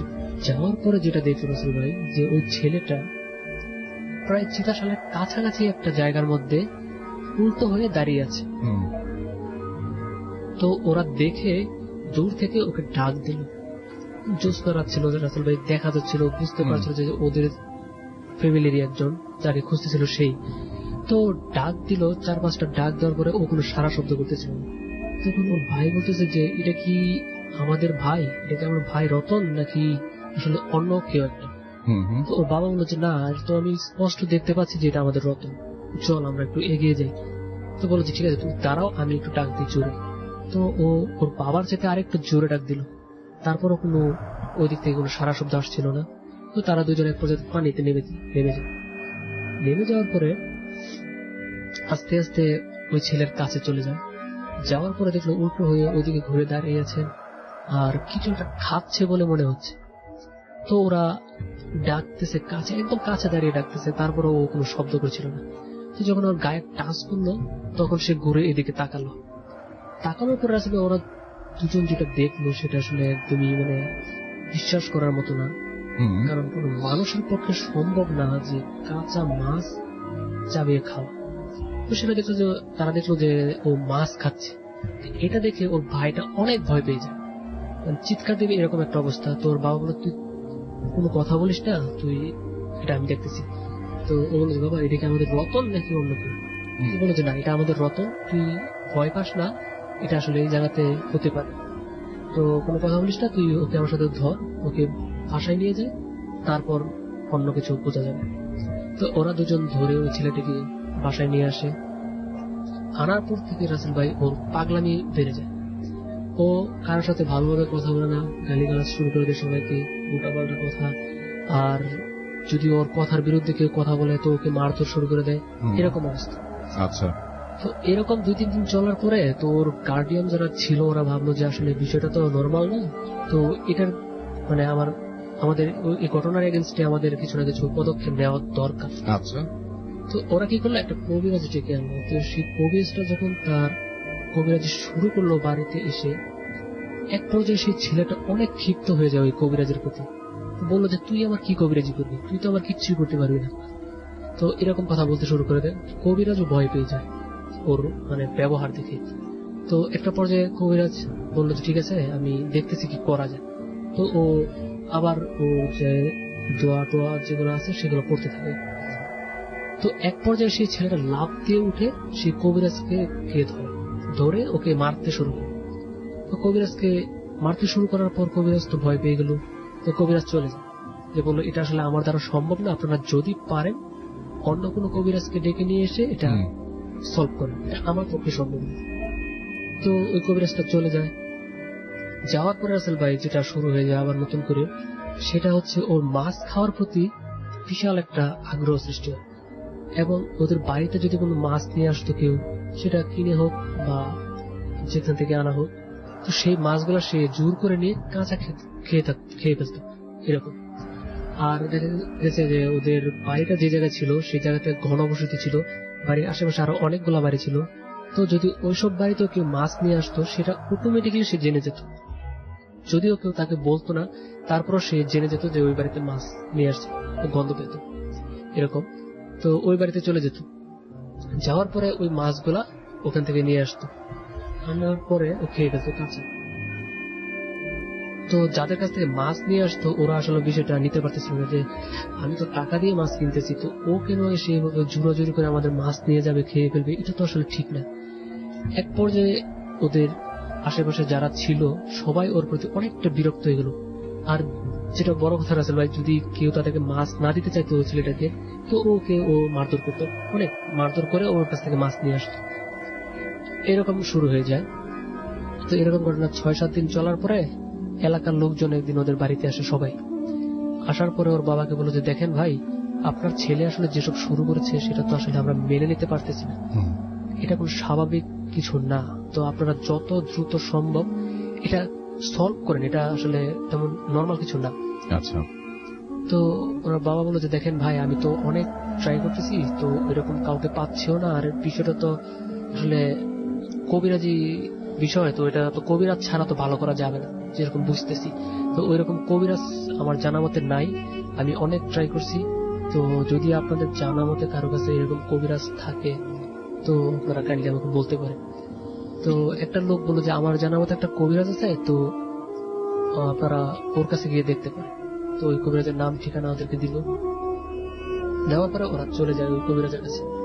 তো কবিরাজের কাছে যাওয়ার পরে আসলে ওই কবিরাজটা আসে ওদের সাথে ওদের বাড়িতে। আসার পরে যেটা হয় যে ওই ছেলেটা যখন কবিরাজটা বাড়িতে ঢুকতেছিল তখন ওই ছেলেটা মানে চিল্লাচিল্লি শুরু করে দেয়, যে অনেক জোরে জোরে চিল্লায় বলতেছে যে কবিরাজের নাম ধরে বলতেছে তুই আমার তো কোনো কিছু করতে পারবি না, তোর তো ক্ষমতা নেই, ঠিক আছে, তুই কেন আসছিস আমাদের বাড়িতে। ও রুমের ভিতর থেকে বলতেছে, ও যে বাইরে দিয়ে কবিরাজ আসতেছিল সেটা কিন্তু ও দেখেও না, রুমের ভিতর থেকে সে বুঝে গেছে। তো এরকম মানে কথাবার্তা শুরু করে দেয়। তো সেই কবিরাজ বলল যে ঠিক আছে, আমি বাড়ির ভিতরে আর যাবো না, আমি এই সাইডেই থাকি, আমি যা করার এখান থেকে করব, কারণ আমি যদি বাড়ির ভিতরে যাই তো সে আরো পাগলামি বাড়িয়ে দিবে, আমার কাজগুলো করতে কষ্ট হবে। তো বাড়ির একটা কোণার মধ্যে সে বসে সেই কাজগুলো করতে থাকে। তো এরকম করতে করতে করতে করতে রাসেল ভাই ও অনেক দোয়া দূরত পরে বাড়িটা সম্ভবত বন্ধ করে দেয়। তো আর ওকে 2টা তাবিজ দেয়, তাবিজটা একটা হচ্ছে তার গলায় দিতে হবে, একটা হচ্ছে কোমরে। তো কবিরাজটা বলে দেখবেন আপনারা যদি মানে সবসময় দেখবেন, খেয়াল রাখবেন যাতে ওই 2টা তাবিজ যেন ওর কাছ থেকে মিসিং না হয়।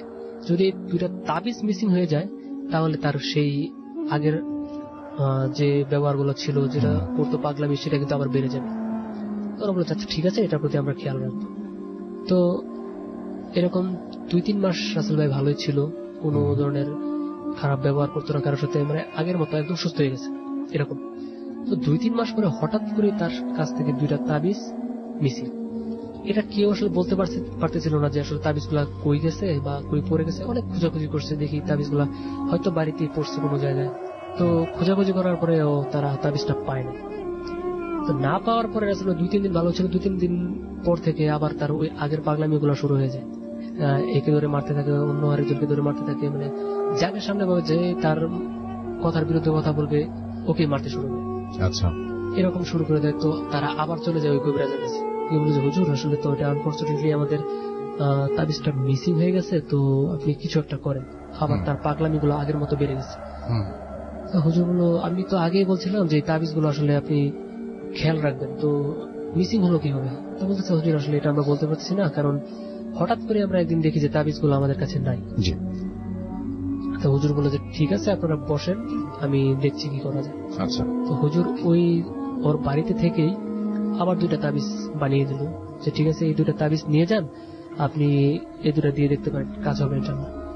তো ওই 2টা তাবিজ নিয়ে আসেন। আসার পরে ওর শরীরে যখন আবার ওই 2টা তাবিজ বেঁধে দেয় তখন থেকে আবার ও আগের মতো নর্মাল হয়ে যায়, কোনো খারাপ ব্যবহার কারোর সাথে করে না। ওই মাছ খাওয়ার যে বিষয়টা সেটাও পুরোটাই মানে রিডিউস হয়ে যায়।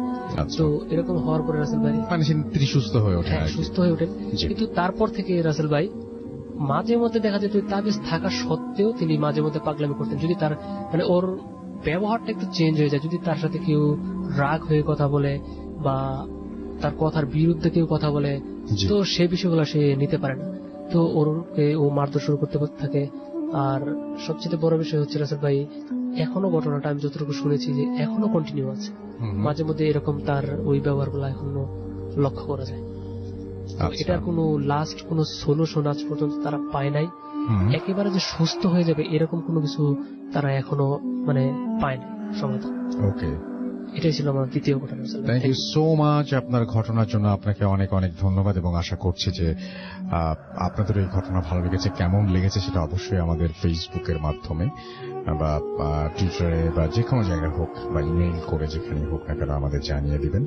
এখন চলে যাব আমাদের একটা ঘটনায়, যে ঘটনাটি পাঠিয়েছেন আমাকে আমাদেরই একজন লিসেনার, এবং সেটাকে ইমেইল। আমি সেই ইমেইলটা আপনাদের একটু পড়ে শুনতে চাই। আশা করছি যে এই ইমেইলটাও আপনাদের আগেরটার মতোই ভালো লাগবে। দেখা যাক কেমন লাগে।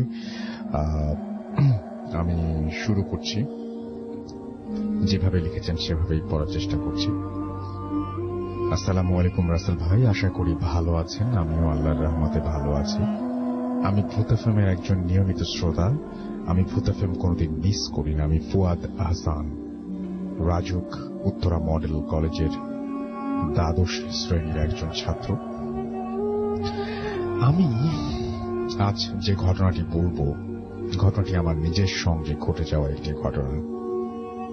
এটি ঘটে 2016 সালে। তখন আমি নবম শ্রেণীর ছাত্র। আমার দেশের বাড়ি দিনাজপুর। 2015 সালের জেএসসি পরীক্ষা দিয়ে আমি দিনাজপুর জেলার চিরিবন্দর উপজেলার একটি স্কুলে ভর্তি হই। স্কুলটার নাম অনুগ্রহ করে বলবেন না। স্কুলের একটু বর্ণনা দেই। স্কুলটি প্রতিষ্ঠা হওয়ার আগেই সেখানে 3 তলা ভবন ছিল। স্কুল প্রতিষ্ঠিত হওয়ার পর 3 তলা ভবনটি স্কুল কর্তৃপক্ষ কিনে নেয়।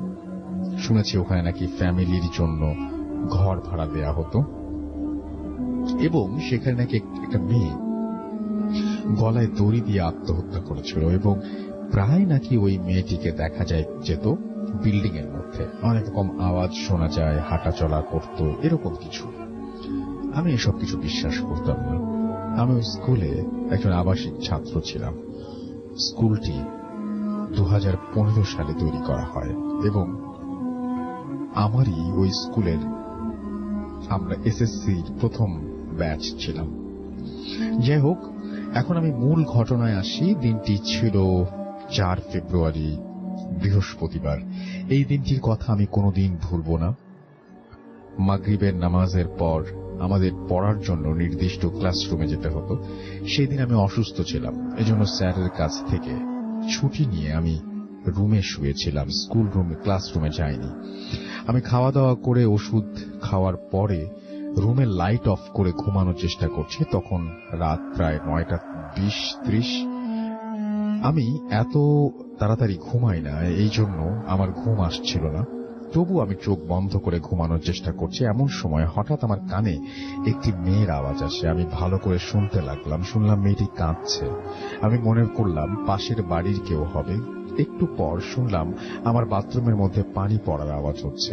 আমি সেরকম কিছু চিন্তা না করে ভাবলাম হয়তো পানি ছিল না, মোটর দেওয়ার পর পানি এসেছে, তাই হয়তো ট্যাপ দিয়ে পানি পড়ছে। ক্লান্ত শরীর নিয়ে আমি কোনোভাবে বেড থেকে উঠে ট্যাপটি বন্ধ করে আসলাম। কিছুক্ষণ পর আবার পানি পড়ার শব্দ শুনলাম। রুমের লাইটও তখন বন্ধ ছিল। আমি আবার ট্যাপটি বন্ধ করে আসলাম।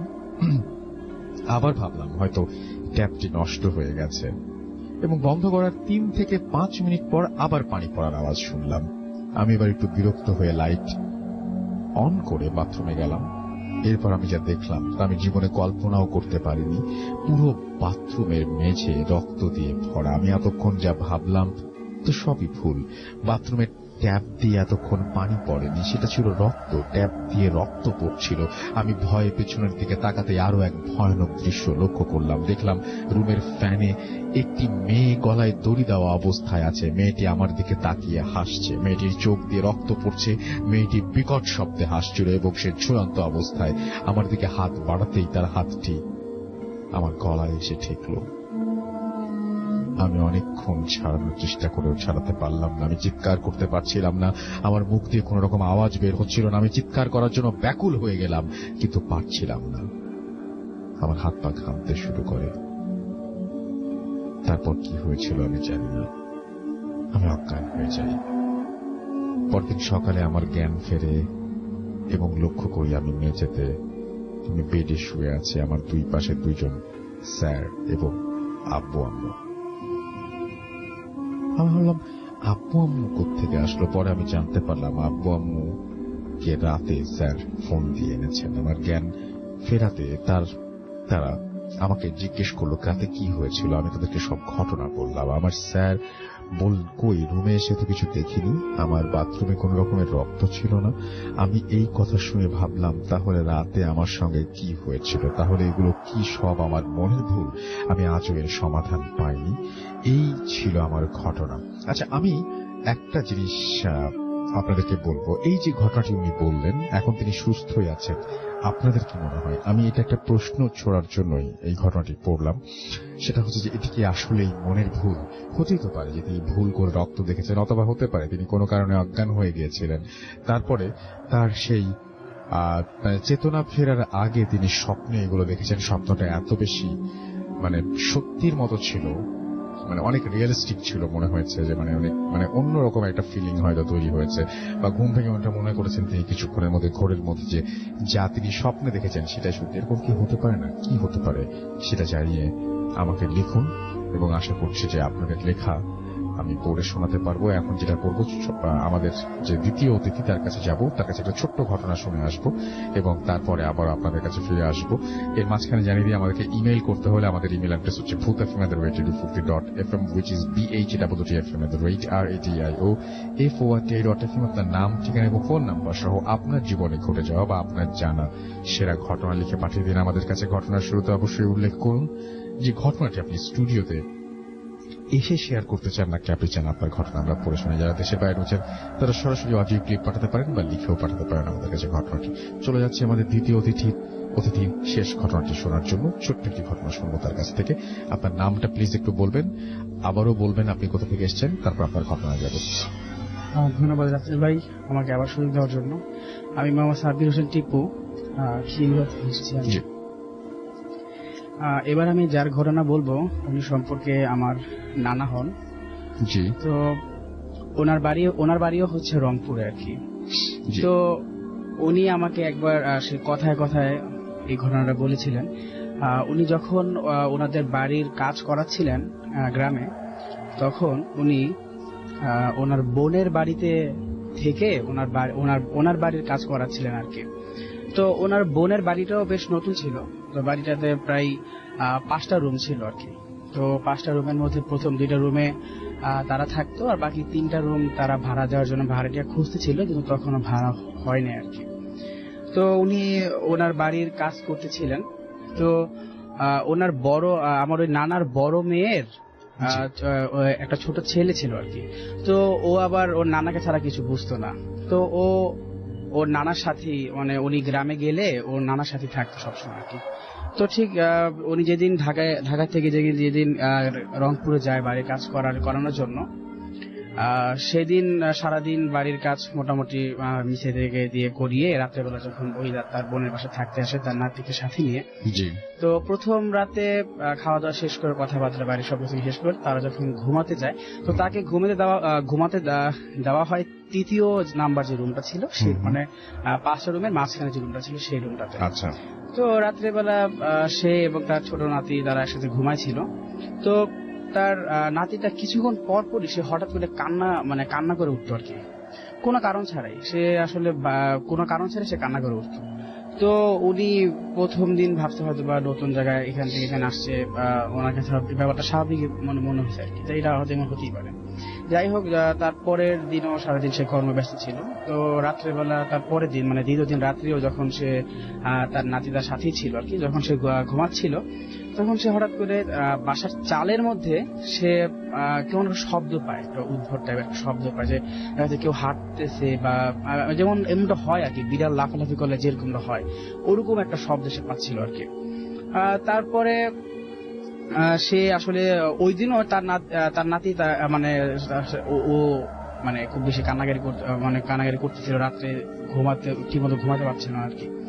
যাই হোক, তো তৃতীয় দিন সে তার নাতিকে তার বড় মেয়ের কাছে রেখে আসে। তো সারাদিন কাজকর্ম করার পরে সে যখন বাসায় আসে, এসে খাওয়া দাওয়া করার পরে সে যখন ঘুমোতে যায়, তো ঘুমে যাওয়ার পরে সে প্রথম যখন শোয়ার পরে কিছুক্ষণের মধ্যেই তার ঘুম চলে আসে। তো ঘুম চলে আসার পরে সে হঠাৎ করে তার কাছে মনে হয় যে তার রুমের মধ্যে কি দিন হাঁটতেছে। তো সে যখন তাকায়, চোখ মিলে তাকিয়ে দেখে যে রুমের মধ্যে তখন কেউ ছিল না, কিন্তু তাকানোর সঙ্গে সঙ্গে ওই হাঁটার শব্দটা একদম টোটালি থেমে যায় আর কি। তো সে আবার ঘুমে যায়। তো তার বেশ কিছুক্ষণ পর সে হঠাৎ করে আবারও সেই পায়ের হাঁটার শব্দটা পায়। তো সে যখন হাঁটার শব্দ পাওয়ার পরে সে যখন চোখ মিলে তাকিয়ে দেখে তার রুমের অন্ধকারের মধ্যেও আরো ঘুটঘুটে একটা অন্ধকারের মধ্যে একটা ছায়া মূর্তি অনেকটা রুমের এক কোণারে দাঁড়ায় আছে আর কি। তো সে ওটার দিকে তাকিয়ে থাকার পরে সে বলে, কে ওখানে? তো কিছুক্ষণ বলার পরে ওই মূর্তিটা হঠাৎ করে তার একদম সামনে চলে আসে। সামনে চলে আসার পরে সে বলেছে, কে তুমি? মানে তুমি এখানে কি করো? এখানে তুমি কিভাবে আসলা? তো একটা পর্যায়ে ওই ছায়া মূর্তিটা তার লাফ দিয়ে একদম সরাসরি তার বুকের উপর চলে আসে। আসার পরে তাদের সে তার হাত মুখ গলাটা চেপে ধরে। তো সে তার কাছ থেকে বাঁচার জন্য অনেকক্ষণ চেষ্টা করতে একটা পর্যায়ে সে ওই ছায়া মূর্তিটার মাথার মধ্যে তার চুলের মধ্যে বা এই চুল জাতীয় কিছু একটা সে মাথার মধ্যে জোরে হাত দিয়ে ধরে একটা টান মারে আর কি। তো টান মারার সঙ্গে সঙ্গে সে দেখতে পায় যে ছায়া মূর্তিটার মাথার যে অংশটা, ওই অংশটা খুলে যায় এবং ওই জায়গা থেকে অনবরত রক্ত এসে তার গায়ে পড়তে থাকে। তো এই দৃশ্য দেখার পরে আসলে সে আর কোনোভাবে ঠিক থাকতে পারেনি, সে ওখানেই সেন্সলেস হয়ে যায়। তো সকালে যখন তার ঘুম ভাঙে, দেখে তার পরিবারের, তার বোন, তারপরে ভাগ্নি সবাই এখানে ছিল। তার বলেছে, তোমার কি হয়েছে? তখন সে বলে যে আসলে আমার সাথে তো এরকম ঘটনা ঘটে গেছে, এরকম আমার সাথে রাত্রে এরকম হয়েছে আর কি। তো সবাই যখন চলে যায় তখন তার বোন তার কাছে এসে বলে যে আসলে ভাইয়া, আসলে এই বাড়িটা বানানোর পর থেকে আমিও যখন রাত্রেবেলা মাঝে মাঝে নামাজ পড়তে উঠি তখন এরকম সমস্যাগুলো আমাকেও ফেস করতে হয়। একদিন দেখি ওই রুমের মধ্যে মানুষ এরকম একটা ছায়া মূর্তি, বা আরেকদিন দেখি যে সাদা কাপড় পরা একটা মানুষ ওইখান থেকে বের হচ্ছে ওই রুমটা থেকে, আবার ওই রুমের মধ্যে শব্দ পাই। ইভেন আমাদের পুরো বাড়ির চালের মধ্যেও আমরা এই ধরনের শব্দ পাই আর কি। তো তারপরে আমার ওই নানাকে যখন তার বোন কথা বলে, তখন সে বলে, আসলে এইভাবে থাকলে তো সমস্যা আছে, আমার সাথে হয়েছে, তোমার সাথে হতে পারে, বা আরো কোনো ভয়াবহ ঘটনা ঘটতে পারে। তো তখন তারা একজন কবিরাজ টাইপের ছিল, তাদের কাছে যখন যায়, গিয়ে বলে যে আসলে এই অবস্থা।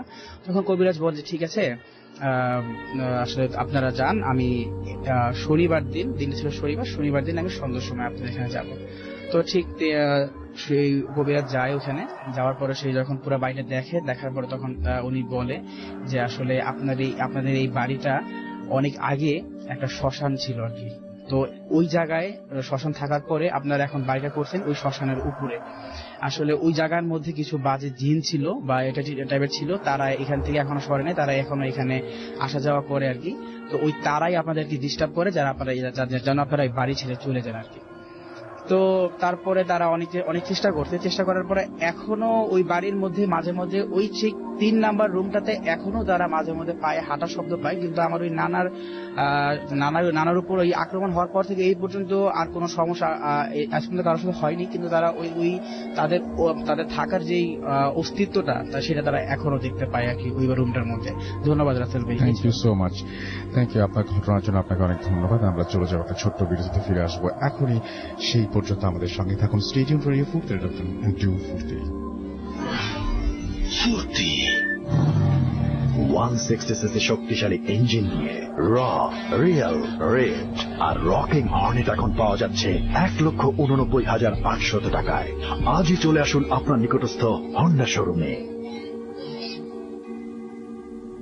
স্পোর্টি ডিজাইন ও ডিজিটাল অ্যানালগ মিটারের সাথে এবার শাইন করো নতুন স্টাইলে।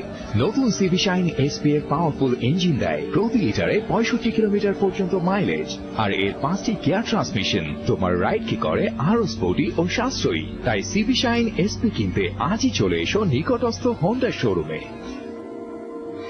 Face it, radio yani Futi. Hot FM. The night comes alive. বিশ্বাস করা না করাটা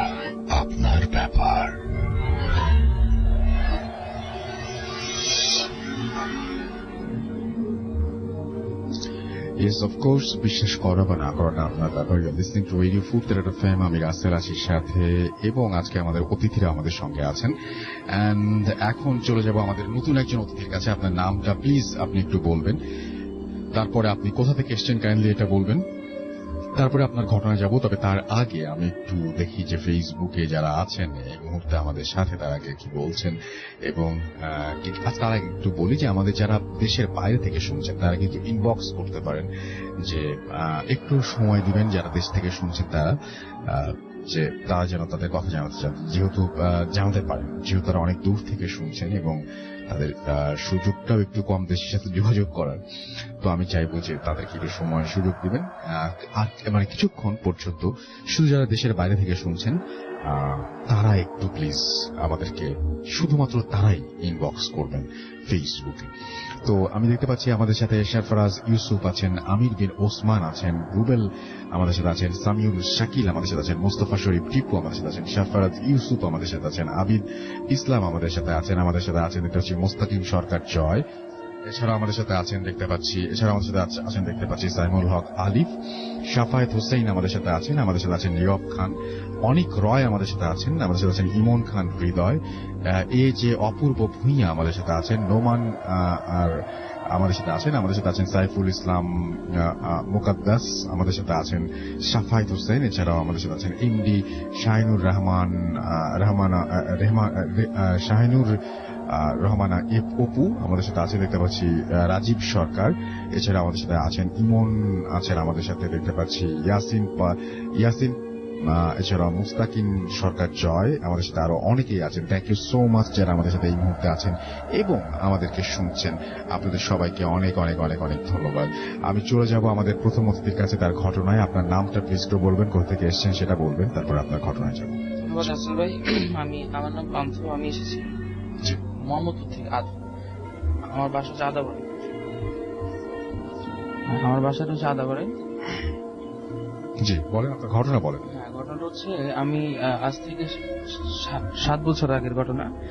তখন আমি আমার ফ্যামিলির এগেইনস্টে গিয়ে বিয়ে করে ফেলি আর কি। তখন আমি ইন্টার ফার্স্ট মানে সেকেন্ড ইয়ারে পড়ি তখন।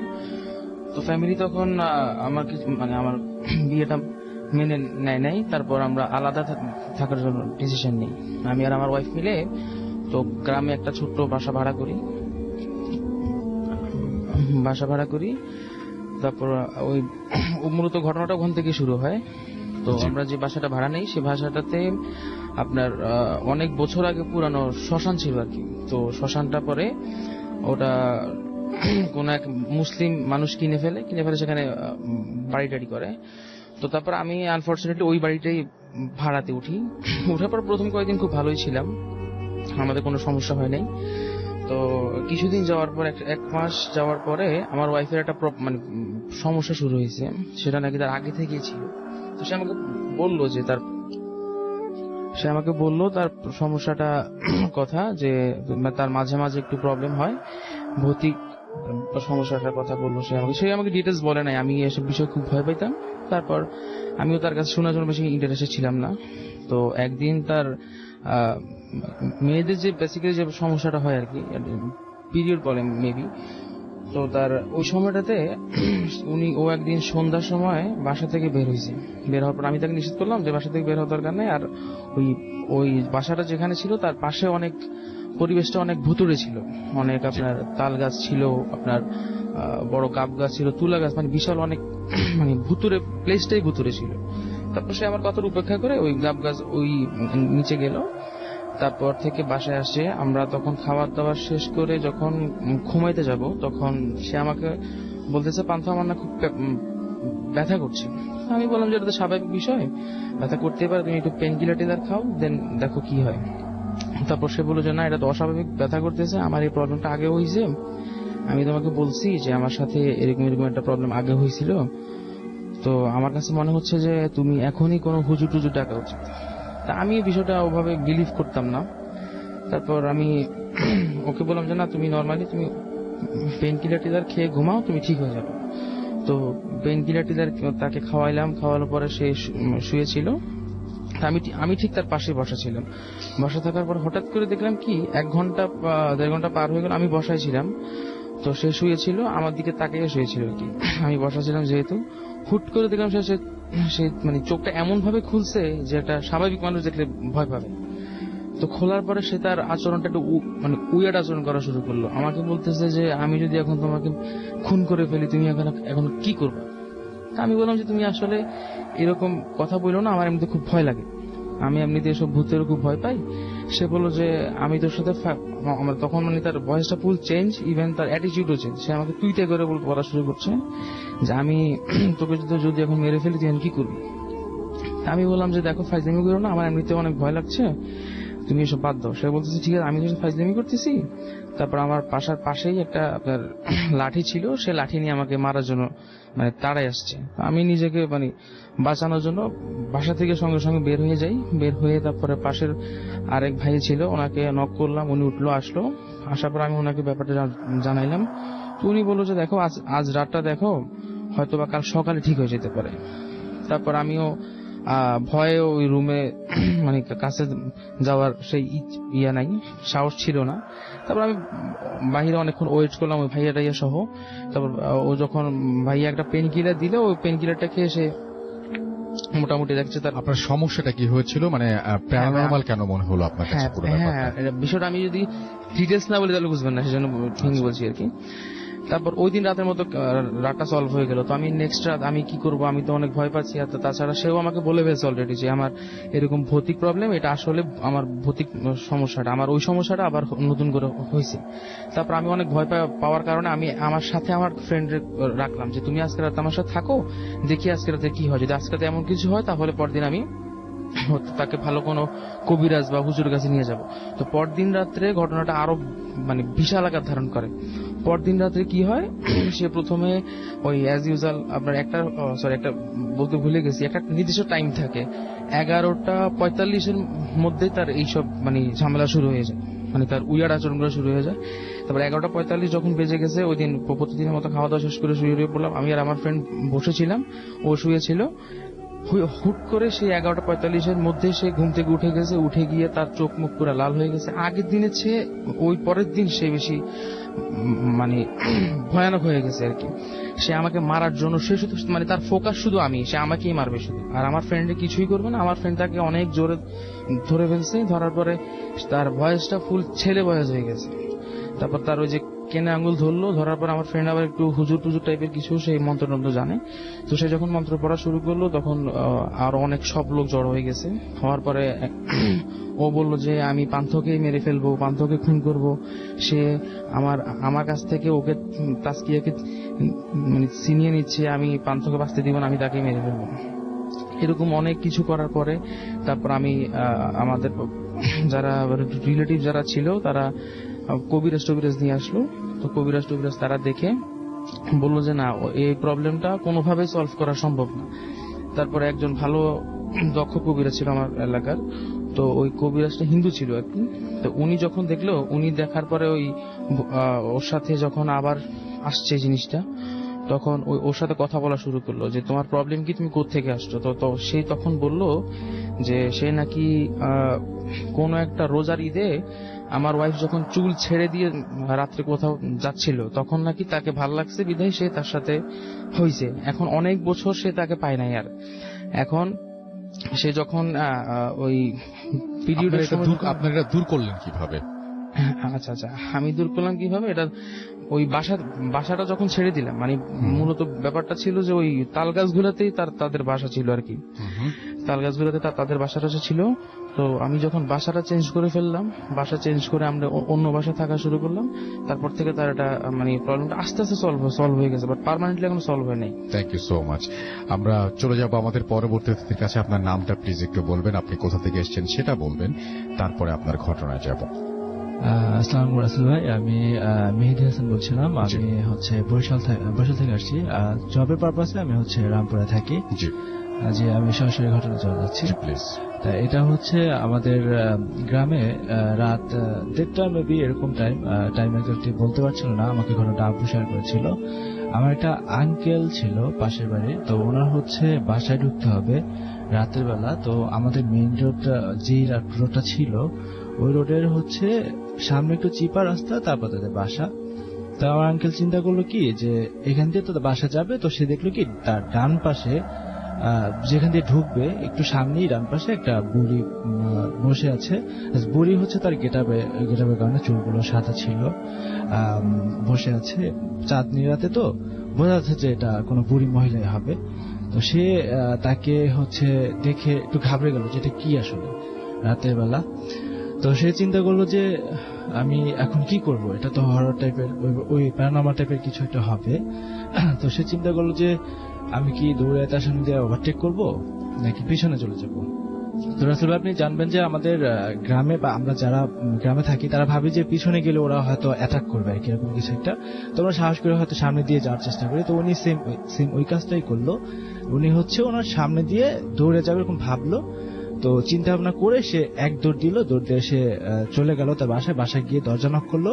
ছোট বোন ছিল তার বাসায়, ছোট বোনকে দরজা নক করে বলতেছে তাড়াতাড়ি দরজা খুল। তো উনি তখন এবার চিন্তা করলো যে তাহলে আমি যখন চলেই আসলাম তো বুড়িটা কোথায় একটু দেখি আমি। তো উনি কি করলো আপনার পিছনে একবার তাকালো, দেখলো যে বুড়িটা ওনার পিছনে দাঁড়ায় আছে। তো উনি দেখা টোটালি সাথে সাথে সেন্সলেস হয়ে গেল চিৎকার দিয়ে। তো তারপর তো বোন আসলো, দরজা খুললো, ভাইয়া চিৎকার শুনে তাকে ঘরে নিল। তার 2 দিন জ্বর ছিল, প্রচন্ড জ্বর। তো জ্বরের পরে সে 2 দিন পরে সে মারা গেছে। তো এটা হচ্ছে যখন আমি ছোট, আমি আব্বু আমাকে এই ঘটনাটা বলেছিল। তো আমি বড় হওয়ার পরে যে ঘটনাটা পরে হলো যে আমার এক দাদা ছিল, ওই বাড়িরই দাদা, ওনার হচ্ছে যে মারা গেছে, আমি যখন ছোট তখন তার কাকা হয় সম্পর্কে আমার দাদা। তো উনি হচ্ছে মারা গেছে। তো আমি সেই জানাজায় গিয়েছিলাম। জানাজাটা মারা যাওয়ার পরে তার কবরটা দিয়েছিল রাসেল ভাই যে মেইন রোডটা, ওই রোডের কর্নারটাতেই। হ্যাঁ, তো উনি হচ্ছে মারা যাওয়ার পরে কবরটা জানাজা শেষ, তার 2 দিন পরে দেখা গেল কি যেখানে কবরটা দেওয়া হয়েছে ওই রাস্তাটা হচ্ছে আপনার ভেঙে যায়।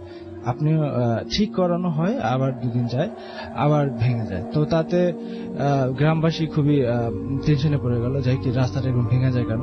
তো কি হলো, এতে সমাধান হলো না। তারপর হচ্ছে যেই হচ্ছে রাতে একা 8:30 হোক, রাত 9টা হোক, 10টা হোক, 12টা হোক, যে যাক কাউকে হচ্ছে কেউ একজন থাপ্পড় দিবে, কেউ একজন ধাক্কা দিবে, কেউ একজন মাথায় কিছু থাকলে সেটা টান দিয়ে ফালাই দিবে। তো যাই হোক এরকম করতে করতে এখন আর কেউ একা যেতে পারছে না রাস্তা দিয়ে, এমন একটা মানে হরর রাস্তা হয়ে গেছে আসলে ভাই।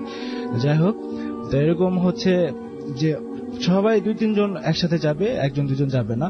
তো যেটা মারাত্মক হয়েছিল, আমার কাকা তারা 5-7 জন হচ্ছিল ওই রাস্তা দিয়ে আসতেছিল। তো আমার কাকা ছিল মাঝখানে, সবার মাঝখানে, তারও শরীরটা স্বাস্থ্য অনেক ভালো। তো তাকে কি তার কাছে মনে হলো কি উপর থেকে কেউ তাকে ধাক্কা দিয়ে কি মাটিতে বসাই দিয়েছে।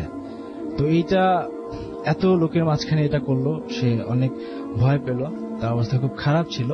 তো ওই সময়টা হয়েছে কি আসলে আমার সাথে যেটা হয়েছে, আমিও ব্যাপারটা ভয় পেতাম যে আমি কিভাবে এখন এই রাস্তা, আমি বাজারে হচ্ছে ওর সাথে আমাদের বাজারে যেতে হয়, বিকালে যেতাম, রাতে ব্যাক করতাম। তো আমি প্রতিদিন কি করতাম, আয়সা ওই রাস্তায় আসার আগে এক জায়গায় দাঁড়াইতাম, কারো কেউ আসতো, তারপর হচ্ছে আমি ওখানে যেতাম।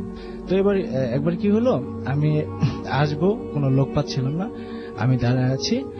তো অনেকক্ষণ কেউ আসতেছে না, আমি টেনশন করতেছি যাবো কিভাবে যাবে। তো কতক্ষণ পর দেখলাম কি যে একটা বুড়া লোক, বুড়া না, জাস্ট একটা সাদা কাপড় পরা, মাথায় টুপি, একটা লোক আসতেছে। তো আমি একটু সাহস পেলাম নর্মালি, রাসেল ভাই যে এখন তো যাওয়া যাবে, তাই ভালোই হয়েছে।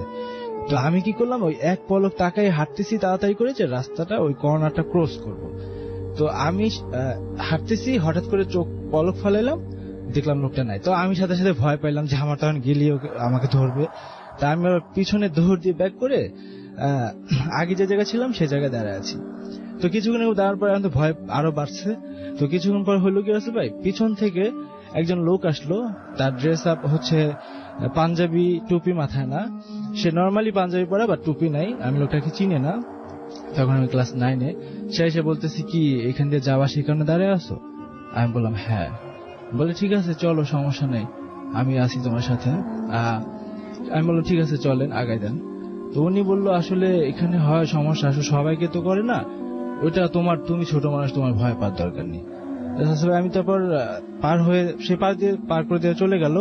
তো আমি বাসায় গেলাম, বাসায় যে ভাবতেছি আসলে তাহলে আমার সাথে কে ছিল, আমি তাকে চিনি না, জানি না, বিষয়টা আমি বুঝতে পারছি লোকটা কে, আমাকে কি হেল্প করলো, ভয় পেয়েছি, আমি বুঝতে পারছি। Thank you. Thank you so much আপনার ঘটনার জন্য আপনাকে অনেক ধন্যবাদ। আমরা একটা ছোট্ট বিরতি নিয়ে আবার এখনই ফিরে আসছি। আমাদের সঙ্গে থাকুন, স্টে টিউনড টু ফুর্তি রেড এফএম এন্ড ডু ফুর্তি। 166 শক্তিশালী ইঞ্জিন নিয়ে র, রিয়েল, রেড আর রকিং হর্নেট এখন পাওয়া যাচ্ছে 1,89,800 টাকায়। আজই চলে আসুন আপনার নিকটস্থ হন্ডা শোরুমে। Face it, radio মানে ফুর্তি। FM. The night comes alive. বিশ্বাস করা না করাটা আপনার ব্যাপার।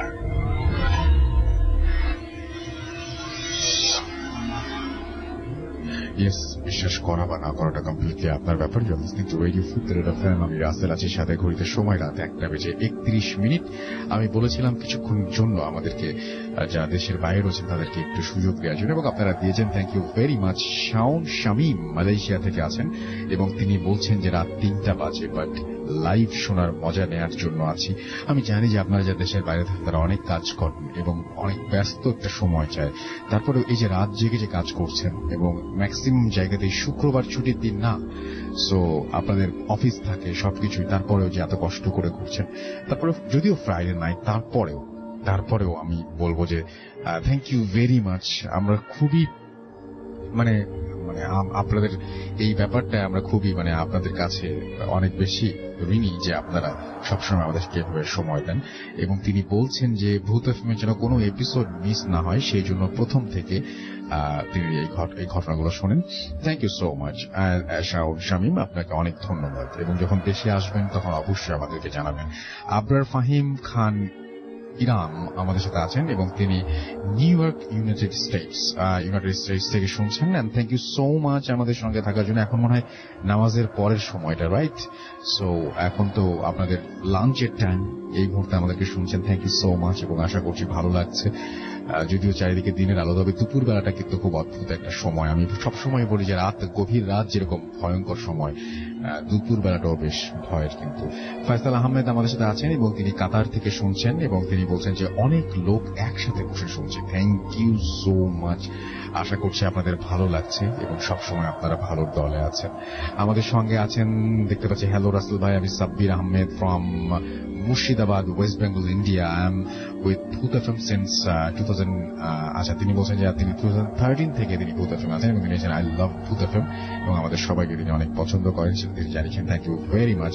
নূপুর ভট্টাচার্য আমাদেরকে জানিয়েছেন, হ্যাঁ রাসেল ভাই, অ্যাপ দিয়ে শুনছি এবং তিনি এখন অফিসে বসে আছেন, সেখান থেকে শুনছেন।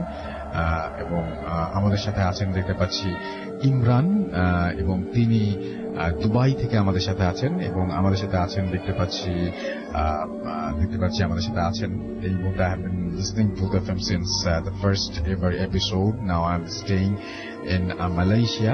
I miss both his team, তিনি অনেক মিস করেন এবং তিনি বলছেন যে তারা হয়তো আবার ব্যাক করবে এবং অনেকে আবারও কোন এপিসোডে ফিরিয়ে নিয়ে আসা হয়। এবং এছাড়াও দেখতে পাচ্ছি যে আমাদের সঙ্গে আছেন চায়না থেকে, খুব চমৎকার ভাবে লিখেছেন, হে রাসেল ভাই, I am listening Bhoot FM এবং অ্যাপ দিয়ে তিনি শুনছেন। It's very cool and scary feeling right নাও।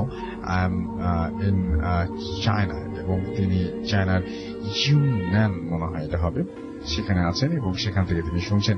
আর কাতার থেকে শুনছেন আমাদের সাথে ইমন হুসাইন এবং তিনি আমাদের সাথে আছেন, ভালো লাগছে। আনোয়ার হোসেন মল্লিক আমাদের সাথে আছেন ওমান থেকে। Thank you so much. কিছুক্ষণ চলুক আরো এরকম, আমরা চলে যাচ্ছি আমাদের বড় একটু আগে যিনি ঘটনা বলেন তার কাছে। ছোট্ট একটা ঘটনা আছে তার, সেটা শেয়ার করবেন তিনি। চলুন শুনে আসি। আপনার নামটা প্লিজ একটু বলবেন, কোথা থেকে এসেছেন, তারপর আপনার ঘটনায় যাব। জি, আসসালামু আলাইকুম রাসেল ভাই, আমি বরিশাল থেকে এসেছি। আমার নাম মেহেদী হাসান। এখন যেটা শেয়ার করবো সেটা হচ্ছে আমার আব্বু আম্মু শুনছে, তাদের একটা ঘটনা, তারা আমাকে বলেছে, যেটা আমি সেভাবে বলছি। তো আব্বু আর মা একদিন হচ্ছে রাতের বেলা গরমের সময় বাতাস হালকা, তো জানালা তাদের খোলা ঘরের ভিতরে। তো জানালা থেকে মা আর আব্বু বসে বসে গল্প করতেছিল। তো একটা সময় হচ্ছে মা জানালা দিয়ে বাইরে তাকালো, তো তাকানোর পরে দেখতেছে যে আমাদের পাশের ঘরে আমার দাদু হয়, সে দাঁড়ায় আছে। হ্যাঁ, তার মতো গেট আপ, তার মতো ওই বাতাসে হালকা হালকা চুল উঠতেছে। তো মা ভাবতেছে যে হয়তো দাদার সাথে দাদু রাগ করছে, সেই কারণে হয়তো বাইরে রাতের বেলা দাঁড়ায় আছে। তখন মেবি 12:30 বাজে এরকম। তো মা চিন্তা করলো কি তাহলে গিয়ে কথা বলি, মা আবার চাচি আম্মা ডাকে। হ্যাঁ, তো মা বলতেছে তাহলে যাই। তো আব্বুকে বলে চলো। তো আব্বুর আগেই মা বের হয়ে গেছে। মা বের হয়ে বলতেছে চাচি আম্মা আপনি কি হয়েছে, চাচার সাথে কি ঝগড়া করছেন, দাঁড়ায় আছেন কেন এইভাবে? আর চাচি আম্মা মানে দাদু কোনো কথা বলতেছে না, দাদুটা কি দাদু কোনো কথা বলতেছে না। তো একটু ডিস্টেন্স ছিল মার আর ইসের মধ্যে, দাদুর মধ্যে। তো ওই কাছে যাবে যাবে এমন অবস্থা। তো ওই দাদু নর্মালি কথা বলতেছে না, দাঁড়ায় আছে, তার ওই চুলগুলো বাতাসে উঠতেছে। ওই একটা পেয়ারা গাছ ছিল ওটার সাথে ধরে দাঁড়ায় আছে।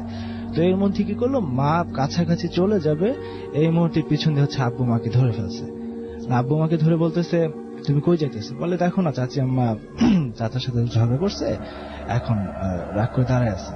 বলে চাচা চাচির ব্যাপার, সেটা তুমি বাদ দাও, তুমি ঘরে চলো। তো মাকে নিয়ে নর্মালি আব্বু ঘরে আসলো। তো এখন আসার পরে বলতেছে যে তুমি যে দেখতে চাইলা গেলা, ওইটা কোন চাচি আম্মা? তুমি একটু দুষ্টাইম করে ফানি করে বলছে একটু জামা দিয়ে আবার দেখো তো চাচি আম্মা এখন কি করে। তো তখন মা বুঝতে পারছে যে আসলে এটা তাইলে ওই রকম খারাপ কিছু একটা। তো মা আর ভয় তাকাবে না, কিন্তু মার ভিতরে কিউরিওসিটি জাগলো যে আসলে তাইলে চাচি আম্মা না আব্বু মজাও করতে পারে। তো আব্বু ঘুমায় পড়ছে, মা আর ঘুমায় নেই, জানালা আটকে দিছে ভয়ে মা তখন। তো মা আর ঘুমায় নেই। তো ফজরে আজানের পরে মা হচ্ছে আগে দাদুর কাছে যাবে, গিয়ে জিজ্ঞেস করবে যে চাচি আম্মা আপনাকে ডাকছি, আপনি যাই হোক। তো সকালবেলা হচ্ছে গেল, জিজ্ঞেস করলো যে চাচি আম্মা আপনাকে যে ডাকলাম রাতে, আপনি চাচা মায়ের সাথে ঝগড়া করছেন নাকি? তো মা দাদু বললো যেটা যে আমি তো আমার নাম ঝুমুর। তো বললো যে ঝুমুর তুই যে আমাকে ডাকছোস সেটা আমি শুনছি, তোরে যে আমি রিপ্লে করবো যে ঝুমুর আমি শুয়ে আছি বা ঘুমায় আছি, আমার আসলে ওই শক্তিটা ছিল না তখন। তো যাই হোক, তো আমার সকালবেলা ঘটনাটা আব্বু আমার কাছে বলতেছে, আর ছোট বোনরা ছিল সাথে। তো আমি যে আব্বুকে জিজ্ঞেস করলাম যে তাহলে আব্বু আপনি কিভাবে বুঝলেন যে ওটা কে ছিল, দাদু ছিল না অন্য কিছু? তো তার রূপ ধরে দাঁড়ায় আছে। তো আব্বু বললো যে তোর মা যখন কাছে যাবে তখন আমার চোখটা হচ্ছে ওর চোখের মধ্যে গেছে, আমি দেখলাম চোখটা জ্বলতেছে, মানে লাল একটা শেপ, বোঝা যাচ্ছে চোখ লাল। তা আমি বুঝলাম যে এটা তোর দাদু না, এটা হচ্ছে অন্য কিছু, তার রূপ ধরে দাঁড়ায় আছে। তো আমি আব্বুকে জিজ্ঞেস করলাম যে যদি মা চাইতো ধরতো ছুঁতো তাহলে কি অবস্থা হইতো? তো আব্বু বললো যে নর্মালি কি হয় এই জিনিস, আব্বু বিষয়গুলো বোঝে, যে বললো যে হয়তো বাতাস হয়ে যেত, তোর মায়ের ভিতরে ঢুকতো, তারপর হয়তো হুজুরে না তোর মাকে ঠিক করানো লাগতো। থ্যাংক ইউ রাসেল, এটা হচ্ছে second part. You are most welcome. Rashed Saudi আরবের জেদ্দা থেকে শুনছেন, আমাদের সাথে এই মুহূর্তে আছেন তিনি। এছাড়াও আমাদের সাথে অনেকেই আছেন এই মুহূর্তে দেখতে পাচ্ছি। আচ্ছা, চায়নার নেনজিং শহরে আছেন, অ্যাপ দিয়ে শুনছেন, এবং তার নাম হচ্ছে আল মামুন সরকার আমাদের সাথে আছেন দেখতে পাচ্ছি এই মুহূর্তে। আরো অনেকেই আমাদের সাথে আছেন। আচ্ছা, অনেকেই যারা দেশের ভেতর থেকে শুনছেন তাদেরকে বলেছিলাম যে একটু পরে যোগাযোগ করতে আমাদের সাথে। আর শরীফুর রহমান রুহুল আমাদের সাথে আছেন, রাসেল ভাই সুইডেনের কোন একটা জায়গা থেকে, স্টকহোম থেকে শুনছেন তিনি। আমাদের সাথে আছে শাহাদাতুদ্দিন লিঙ্কন, তিনি ইটালি থেকে শুনছেন। এমডি সোলাইমান মালদ্বীপ থেকে আমাদের সাথে আছেন। আমাদের সাথে আছেন দেখতে পাচ্ছি নাফিস ফুয়াদ খান, নিউ ইয়র্ক থেকে শুনছেন। আমাদের সাথে আছেন এই মুহূর্তে সাজিদ আল রিক্সটি আমাদের সাথে তিনি আছেন, তিনি ইউএসএ থেকে শুনছেন এবং তিনি লিখেছেন I love you all. Thank you very much যারা বিভিন্ন জায়গা থেকে আমাদের সাথে আছেন, যোগ দিয়েছেন এবং শুনছেন আমাদেরকে। থ্যাংক ইউ, আপনাদের জন্যই ভূত এফএম প্রতি শুক্রবারে ফিরে আসে। আমি একটু ছোট্ট করে বলি, আমাদের ইমেল অ্যাড্রেস হচ্ছে ভূতএফএম@radio40.fm। আমি এখনো দেখতে পাচ্ছি অনেকে লিখছেন। নিপুণা কানাডা থেকে তিনি শুনছেন আমাদেরকে এই মুহূর্তে। আমাদের সাথে আছেন দেখতে পাচ্ছি মাহমুদ, তিনি অন্ধকার জীবন, তার নাম হচ্ছে মাহমুদ, তিনি ওমান থেকে শুনছেন এই মুহূর্তে আমাদের সাথে আছেন। আমাদের সাথে আছেন দেখতে পাচ্ছি, আমাদের তো আসলে মানে মনে হয় যে আপনারা এত কষ্ট করে শুনে আপনাদের কাছেও আমাদের যাওয়া উচিত, ইনশাল্লাহ যাব। আই লাভ ভূত এফএম ফ্রম সিঙ্গাপুর লিখেছেন মিয়াদ সরকার। আমাদের সাথে অনেকেই আছেন এই মুহূর্তে আসলে। মোহাম্মদ ফয়সাল চৌধুরী আমাদের সাথে আছেন এবং তিনি অ্যাপ দিয়ে শুনছেন আমাদেরকে এই মুহূর্তে। আমাদের সাথে অনেকে অনেক জায়গা থেকে পৃথিবীর বিভিন্ন প্রান্ত থেকে যারা শুনছেন, আমার মনে হয় যে এত কষ্ট করে আপনারা শোনেন, আমাদের সাথে থাকেন, এত ব্যস্ততার মাঝখানেও আপনাদের কাছে মাঝে মাঝে আমাদের যাওয়া উচিত। ইউএসএ থেকে শুনছেন বিজয় খান, এবং 7 বছর ধরে তিনি আমাদের সাথে আছেন। 7 বছর কিন্তু অনেক লম্বা একটা সময়। শিখন দিল্লি থেকে শুনছেন আমাদেরকে, অর্থাৎ ইন্ডিয়া। আমাদের সাথে আরো অনেকেই এরকম আছেন, এবং আমাদের মানে বেলাল যেমন আছেন ওমান থেকে তিনি শুনছেন, এবং তার সাথে আরো অনেকেই তার বন্ধু আছেন, তিনিও শুনছেন আমাদেরকে। আমাদের সাথে আছেন দেখতে পাচ্ছি ওমান থেকে আব্দুর রশিদ, তিনিও আছেন আমাদের সাথে, এবং আমাদের সাথে আছেন দেখতে পাচ্ছি এই মুহূর্তে সবাই যারা আছেন তারা সবাই ফুর্তি অ্যাপ দিয়ে শুনছেন। দ্যাট ইজ ভেরি ন্যাচারাল যে ফুর্তি অ্যাপ দিয়ে শুনবেন। দুবাই থেকে আছেন যে আসাদুজ্জামান আমাদের সাথে আছেন দেখতে পাচ্ছি এই মুহূর্তে। আরো অনেকেই যাদেরকে আমি বলেছিলাম যে ইমেইল করে জানিয়ে দিতে যে কোথা থেকে শুনছেন, এবং আমাদের মানে ধন্যবাদ দিতে হয় যে আপনারা এত কষ্ট করে এত দূর থেকে আমাদের সঙ্গে আছেন। আমাদের সাথে এছাড়াও আরো দেখতে পাচ্ছি অনেকে আছেন, মাঝখানে আরো অনেকের কমেন্ট ঢুকে পড়ছে, সেটার জন্য হয়তো সবারটা পড়তে পারছি না। কুয়েত থেকে আছেন সুদয় খান আমাদের সাথে এই মুহূর্তে, এবং সবচেয়ে মজার ব্যাপার হচ্ছে সব জায়গায় তখন দিন না, কোথাও দিন কোথাও রাত, তারপরেও শুনছেন। মালয়েশিয়া থেকে সায়ান দেবনাথ আমাদের সঙ্গে আছেন, আমাদের সাথে আছেন দেখতে পাচ্ছি ওশিদ হাসান রক, এবং আমাদের সাথে আছেন এই মুহূর্তে নাইমুল মামুন দেখতে পাচ্ছি আমাদের সাথে আছেন দেখতে পাচ্ছি। এছাড়াও আরো অনেকে শুনছেন বিভিন্ন জায়গা থেকে। Thank you very much. আপনাদের সাথে অনেক চমৎকার একটা সময় কাটলো, এবং আশা করছি যে আপনাদেরও ভালো সময় কেটেছে। আমি যাওয়ার আগে জানিয়ে দিই, আমাদের ইমেল অ্যাড্রেস হচ্ছে fultfm@fulti.fm, which is BHWTFM@radio.FOYT.FM। আপনার নাম, ঠিকানা এবং ফোন নাম্বার সহ আপনার জীবনে ঘটে যাওয়া বা আপনার জানা সেরা ঘটনা লিখে পাঠিয়ে দিন আমাদের কাছে। ঘটনার শুরুতে অবশ্যই উল্লেখ করুন যে ঘটনাটি আপনি স্টুডিওতে এসে শেয়ার করতে চান, নাকি আপনি চান আপনার ঘটনা আমরা পড়ে শোনাই। যারা দেশের বাইরে রয়েছেন তারা সরাসরি অডিও ক্লিপ পাঠাতে পারেন বা লিখেও পাঠাতে পারেন ঘটনাটি। আজকের মতো এখানেই শেষ করব, এবং আশা করছি যে আপনাদের সাথে আবারও কথা হবে আগামী সপ্তাহে। সেই পর্যন্ত সবাই ভালো থাকবেন, সুস্থ থাকবেন, সুন্দর থাকবেন, মোস্ট ইম্পর্টেন্টলি ফুর্তি থাকবেন, এবং আমাদের সাথে অবশ্যই আমাদেরকে আপনাদের ঘটনা যারা চান তারা লিখে পাঠাবেন, এবং যারা চান যে আমরা আপনাদের ঘটনা পড়ে শোনাই তারা হচ্ছে আমাদেরকে সেইভাবে লিখবেন। এবং যারা অডিও ক্লিপটা করবেন তাদেরকে আমি বলবো যে একটু খেয়াল রাখবেন যে সেটা যেন আপনি এমন কোন জায়গা থেকে করেন যেন আমরা পরিষ্কারভাবে সেটা শুনতে পাই।